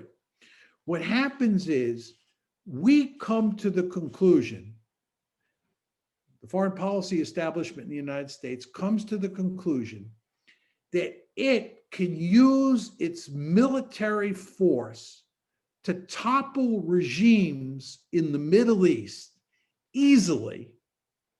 Remember, we're the United States of America. We are very powerful. We can topple regimes in the Middle East easily, and we can put in power a leader who will then make that country democratic. And then we can move on to the next country. We can attack the next country. And pretty soon, all of the countries in the region will be so scared of the United States, they will throw up their hands and they will surrender. And they will all become democratic. This sounds crazy now, but in 2002, early 2003, when the Bush Doctrine was formulated, the belief was that we could use American military force to transform the Middle East, actually the greater Middle East, into a sea of democracies. We were going to spread democracy across the Middle East at the end of a rifle barrel. And we thought that what happened in Afghanistan in the fall of 2001 showed, proved, demonstrated that we had the magic formula. So we went into Iraq in 2003 thinking that we were going to do in Iraq what we did in Afghanistan. We were going to knock off Saddam Hussein. We were going to put somebody in power who would have all the earmarkings of Karzai, of Hamid Karzai, and then we would do either Syria or Iran.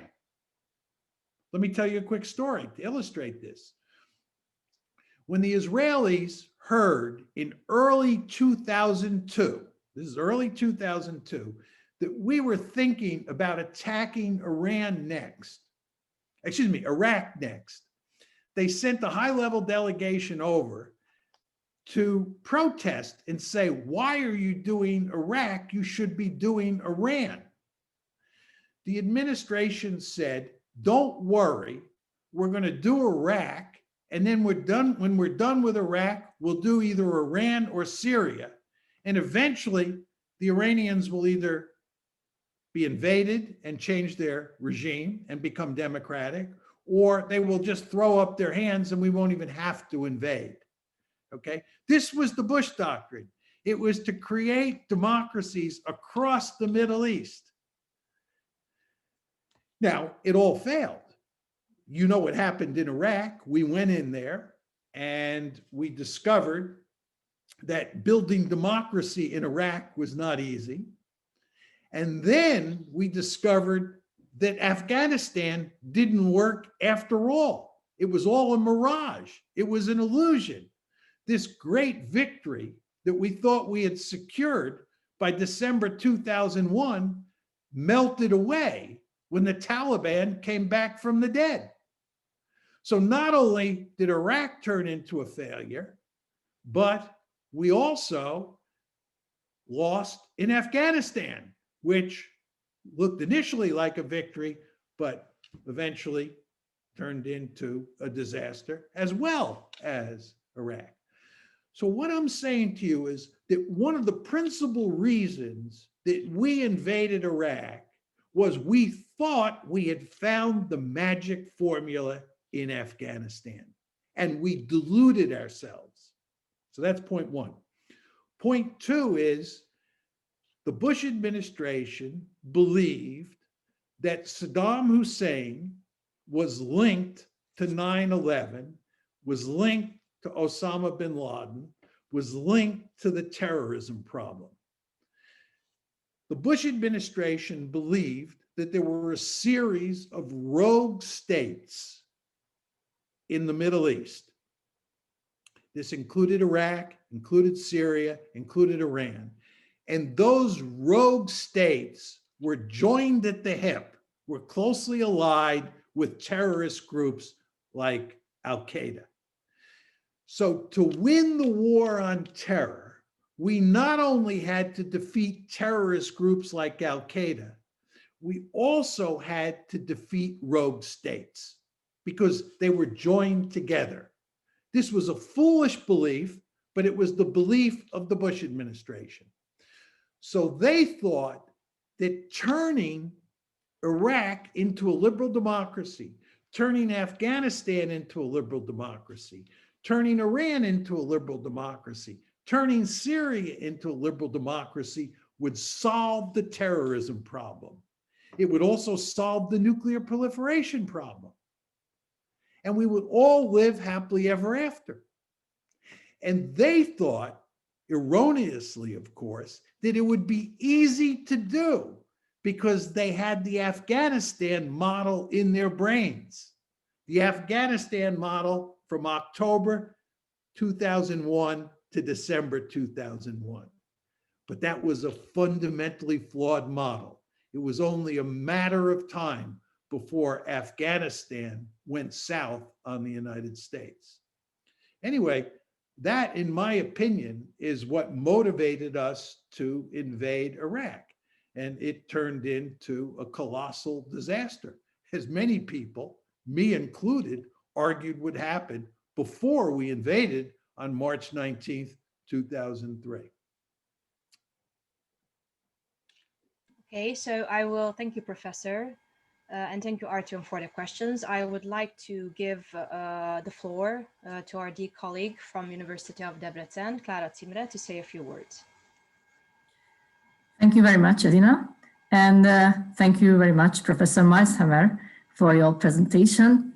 I remember when I was there in November 2018, when I went there to listen to your presentation at that time, and when I first heard you talking about the bipolar, unipolar, and multipolar worlds, and how these theories can be clashed. And then I returned on my way back to Debrecen. I remember that I thought it was a great opportunity to get an insight into the political thinking, into the geopolitical and geostrategic views of an American political geographer, political scientist. And I returned to the department and I told my colleagues about you, that how excellent it was, this event. And I really felt pity that we didn't have the chance to be there like more colleagues from our department. So this time, when we are facing this challenge set by the pandemic situation, now I am grateful to this situation, because this time there could be more students and colleagues coming from Debrecen and listen to you within the framework of this cross-border virtual classroom and cross-border virtual class. And I think this initiation is just really a great initiation to connect people and to call for cooperation in border areas, and not only in border areas, but also internationally speaking, worldwide. So I would like to say thank you for your presentation. Thank you for your really thought-provoking ideas, which will be helpful for my students with really colorful international backgrounds. Since on my political geography and globalization class, we have students from Kenya and Pakistan who were here today and listened to your presentation. And your presentation, I hope, will be not only one, but it will be the beginning of a future fruitful cross-border virtual series of classes here in cooperation between the University of Oradea and the University of Debrecen. So there were really lots of questions and issues concerning the superpowers and the potential superpowers in the world. And we will return to these topics with my students, either in the classroom or in the cross-border virtual classroom. So thank you very much again in the name of the Department of Social Geography and Regional Development Planning from Debrecen, from the University of Debrecen, and congratulations on your work and good health to you and your family as well. Thank you, Klára. It is actually quite amazing how this pandemic has forced all of us to go to Zoom, or to some equivalent of Zoom, and how that makes it easier for someone like me to reach a larger audience. That's right. And it was amazing, an amazing large audience today. That's my opinion, because there were more than 150 of us. So this was like a huge classroom. Yeah. I would just say that I actually love to do these sorts of things because I think it's very important for people like me who have spent their lives studying these issues to explain to other people, especially to younger people, how I think about the world. It's not for purposes of convincing people that I'm right. I mean, I'm not proselytizing.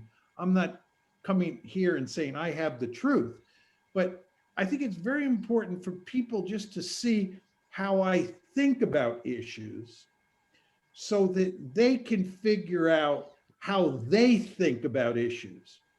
I always say to people, you know, it's important for each of us to figure out how we think the world works. We want to have our own theory of international politics in our heads.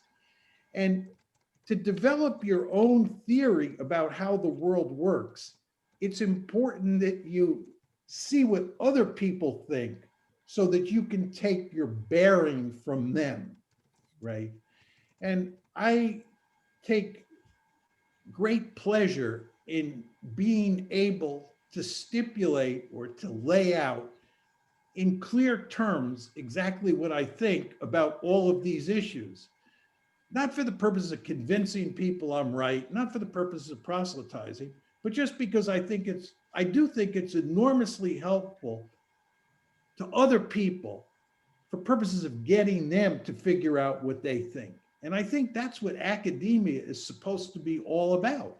You go to learn, you go to figure out how you think about the world, not how I think about the world and then putting that software in your brain. You don't want to do that. You want to figure it out for yourself. So I'm thrilled to be here. I enjoy doing this, and I hope that, you know, people learn from what I say, and it helps them in very important ways to figure out what their theories are about how the world works. Yeah, I fully agree with you, because this is what the professors or the academic teachers should concentrate on, to help students and to help people to learn to think and to sort of help them to get through the issues, the topics that they might come across in their lives or might be challenged. Yeah. And the problem is it's very hard to figure out how to think about the world because it's such a complicated universe. Yeah, and there's so many impressions and so many impressions coming all the time. Yeah. And I have one more sentence. Let me thank also to the University of Oradea for inviting us into this cross-border virtual classroom, because it was their idea actually, and the initiation comes from the University of Oradea, Professor Horga, namely, who brought up this excellent idea. And we will continue with that and hope to see you again, Professor Resmeyer, in our virtual classroom, in our cross-border virtual classroom. Thank you. My pleasure. Okay, so thank you, Clara. I'm sorry that now I will have to play the role of that cop, but we are short in time. And we would like to thank you, Professor Mearsheimer, for accepting for the second time to be with us, even if it's not physical, even if it's through the virtual space. So we're also would like to thank to our collaborators and to the students. Unfortunately, we're short in time, and I'm sorry that some of your questions did remained unanswered. I believe that it was a very proactive brainstorming session, and I believe that, Professor, there will be other occasions, perhaps other online meetings, or to meet physically, whether in Romania or in the USA or in other international conference. So thank you for your participation, and again, excuse us if your questions remained unanswered, but unfortunately we're short in time. And now I would like to give the floor to my colleague Mirela. We are thanking everybody and saying that there are no further questions, but I don't think we can properly end this session without actually addressing a question coming from our colleagues in Russia, because you've talked quite a lot on Russia, and maybe they will have a chance now to ask one small question, and I'm going to end with 30 seconds. So a question from a professor in Russia. He's asking about the RCEP trade deal, and if you think this is going to, I don't know, be on the agenda of the Biden administration. I think the answer is yes. I think that the Biden administration is filled with people who wisely believe that the United States has done a very poor job of entering into economic agreements that are designed to enhance American influence in Asia and help to contain China.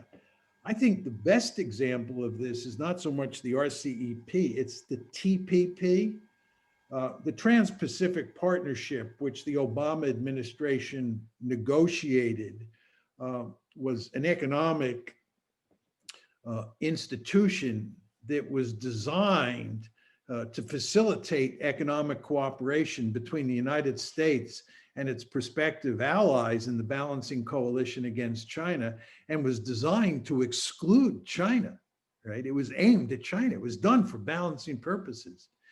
And the Trump administration, President Trump in particular, exited the TPP almost as soon as he moved into the White House.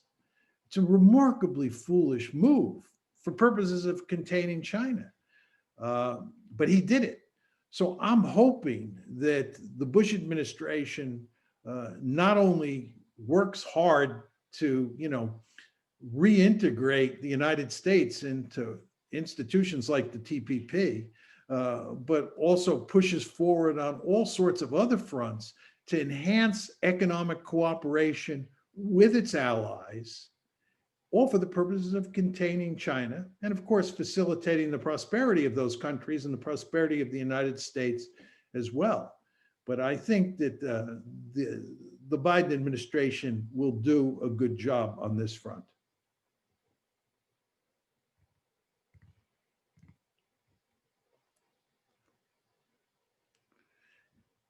I think you're on mute.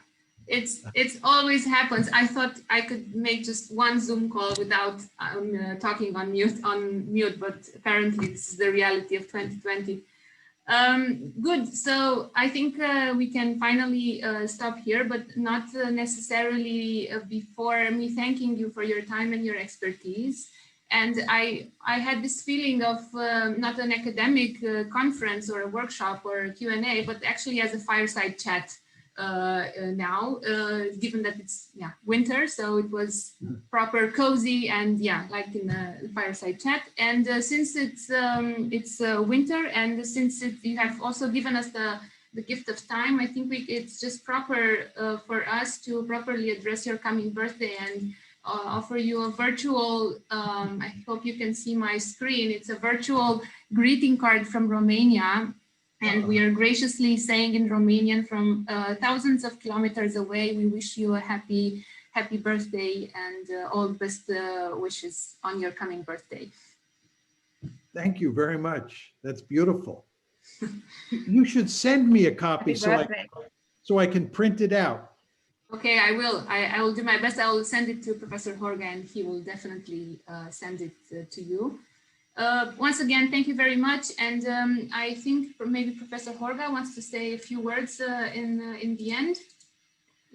Sure, that would be great.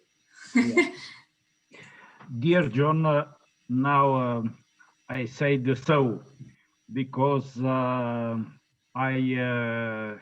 am very happy because I feel in your presentation, in your conference, not only the professional things, but the friendly things that you develop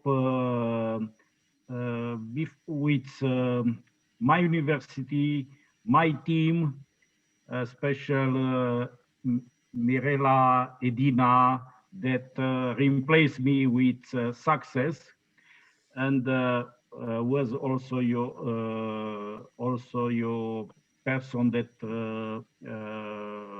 interviewed the people during this conference.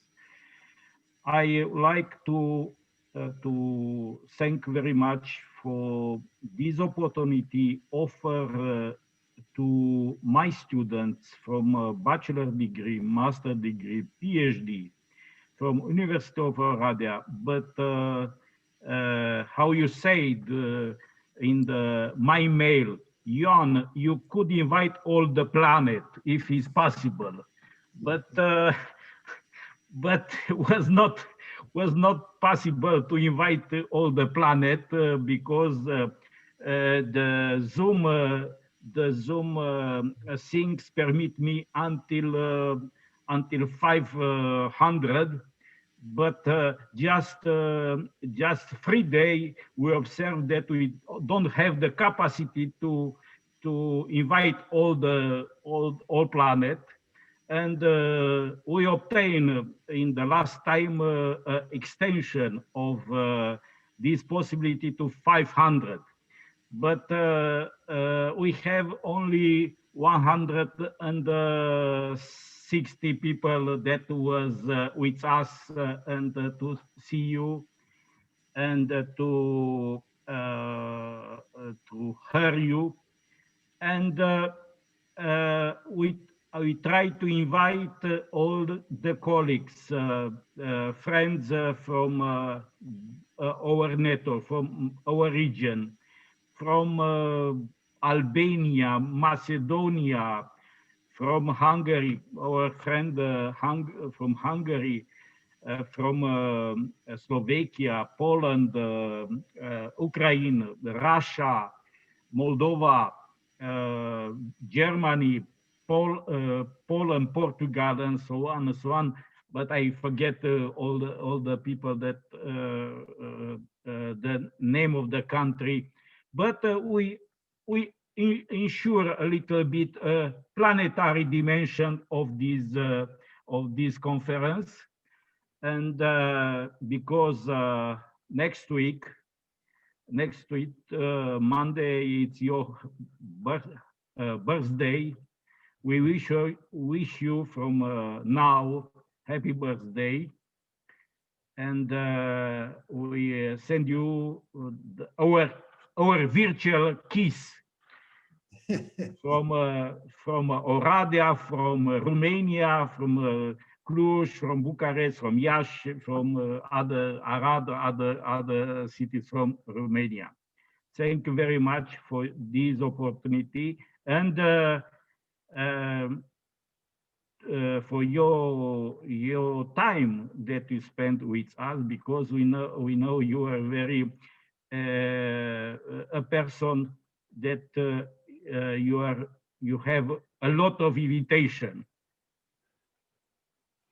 Thank you very much. Thank you. Thank you. It was a great pleasure to be here, and I look forward to doing it again. Oh, Thank you, Professor. and you promise. You promise. Be careful, because we are now, we started with 160 people, but we try to extend to planetary dimension. Okay? Okay. Thank you very much. You're welcome. Goodbye, everybody. Bye, Bye-bye, bye, bye, Professor. bye. Bye-bye. Thank you. Bye-bye. Bye-bye. Bye-bye. Goodbye, Professor. Bye. Mulțumim frumos. Thank you Bye-bye, very thank you. much. Bye-bye. Thank you. Yes. Ta-da. Bye. Thank you.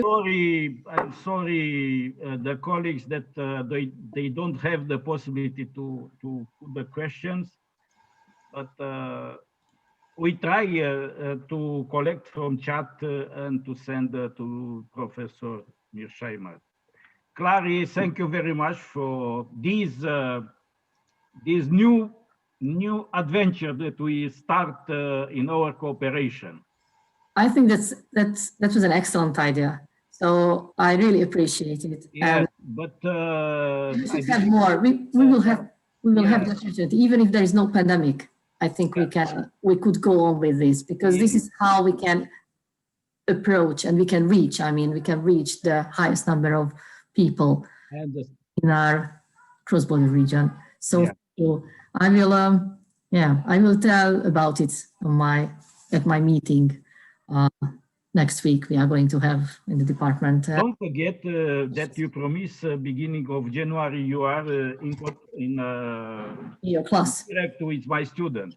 Yeah, that's right. You said either January or March, so it will be January. March, but you announce me, please announce me until Christmas. Okay, so that's fine. I won't forget that. Boldog Karachoni. Boldă Crăciun. Köszönöm. Thank you. Johan, Crăciun. Johan, Lutz is speaking. Oh, Lutz. I would like to thank you very much for this performance. I was really delighted from not only from the idea, but from the organization and of course the presentation of the American professors. Wow, it was a very good, good performance. And thank you to all the ladies who really organized it. I'm deeply impressed. Thank you very much.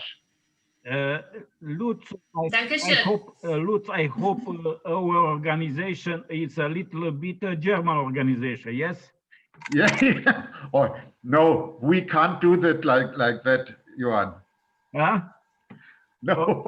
Okay. See you. It was perfect. See you next Monday.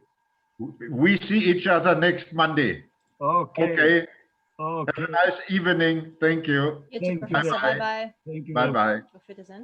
Domnule Ștefănache, mulțumesc frumos pentru, domnule Cucută, mulțumesc frumos pentru că ați fost, doamnă Vrânceanu, mulțumesc frumos că ați fost cu noi. Ce să vă spun? Domnule profesor, noi vă mulțumim pentru că ne-ați dat șansa să fim cu dumneavoastră. Mulțumirile de la noi vin către dumneavoastră. A fost un eveniment remarcabil și felicitări și, cum să spun, sper să reușim să facem și noi astfel de evenimente, luând ca exemplu de bună practică ceea ce ne-ați oferit dumneavoastră astăzi. Mulțumesc! Mulțumesc! Ne cerem scuze pentru fusul orar care s-a încurcat, dar mi-a dat seama la un moment dat, zic, bă, poate s-a încurcat fusul orar și hai să-i scriu. Da. Bine, mulțumim și salutări domnului profesor Poede. Sigur că da, îi transmitem, sigur că da. La revedere! Dragile mele colege, mulțumim foarte mult, domnule profesor. A fost extraordinar. Masteranzii deja vă trimit și ei mulțumirile. A fost un eveniment extraordinar. Mulțumim foarte mult încă o dată pentru oportunitate. Uite, așa ne mai și cunoaștem, care suntem, luptăm pe tărâmul ăsta al relațiilor internaționale în țară și să încercăm să știți cum e, dacă noi suntem deschiși, dacă aveți pe cineva care este o personalitate care e greu să o pui mâna pe ea, așa mai departe, suntem deschiși, ne dăm mâna. Am zis că nu e o chestie pentru noi, e numai să o facem să beneficieze cât mai multă lume și să se bucure cât mai multă lume. Mulțumim! Este un veritabil câștig și în ceea ce mă privește, cu proxima ocazie când putem să fim în situația aceasta, evident că vom încerca să acționăm în aceeași manieră în care ați acționat și dumneavoastră, cu deschidere și bună credință și, în primul rând, e de foarte mare ajutor pentru studenți să poată să vadă direct și să vorbească cu autorii textelor lor de seminar, în primul rând. Da. Domnule profesor Cucută, vă rog să le mulțumiți domnului Miroiu și domnului Bărbulescu. Voi transmite. Pentru că dânsii sunt la originea apariției relațiilor internaționale la Oradea și investiția dânșilor nu a fost gratuită. Se vede, așa este. Le voi transmite. Mulțumim foarte mult. Mulțumesc studenților pentru această prezență, pentru această oportunitate și să ne auzim cu bine. Îmi cer scuze, domn profesor, deci astăzi nu e la temă. Deci astăzi nu am putut să vin la lecție și din cauza conexiunii, v-a zis colegii? Da, nicio problemă, lasă că recuperezi tu. Ok, bine. Faci, așa cum v-am obișnuit, să faceți o analiză critică a invitațiilor, a prezentării invitațiilor, așa că răscumperi cu o analiză critică făcută la Mearsheimer. Ok. Bine? Bine, vă mulțumim. La revedere. Multă sănătate.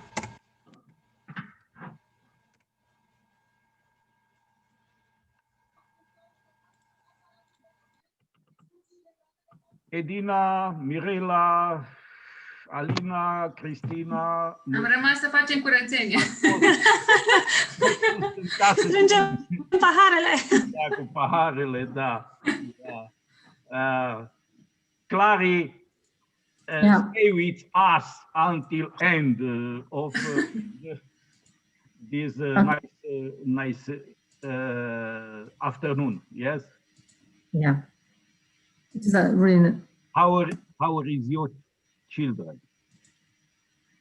Actually, when I started to speak, or when I started to talk to Professor Massmeyer, they just arrived.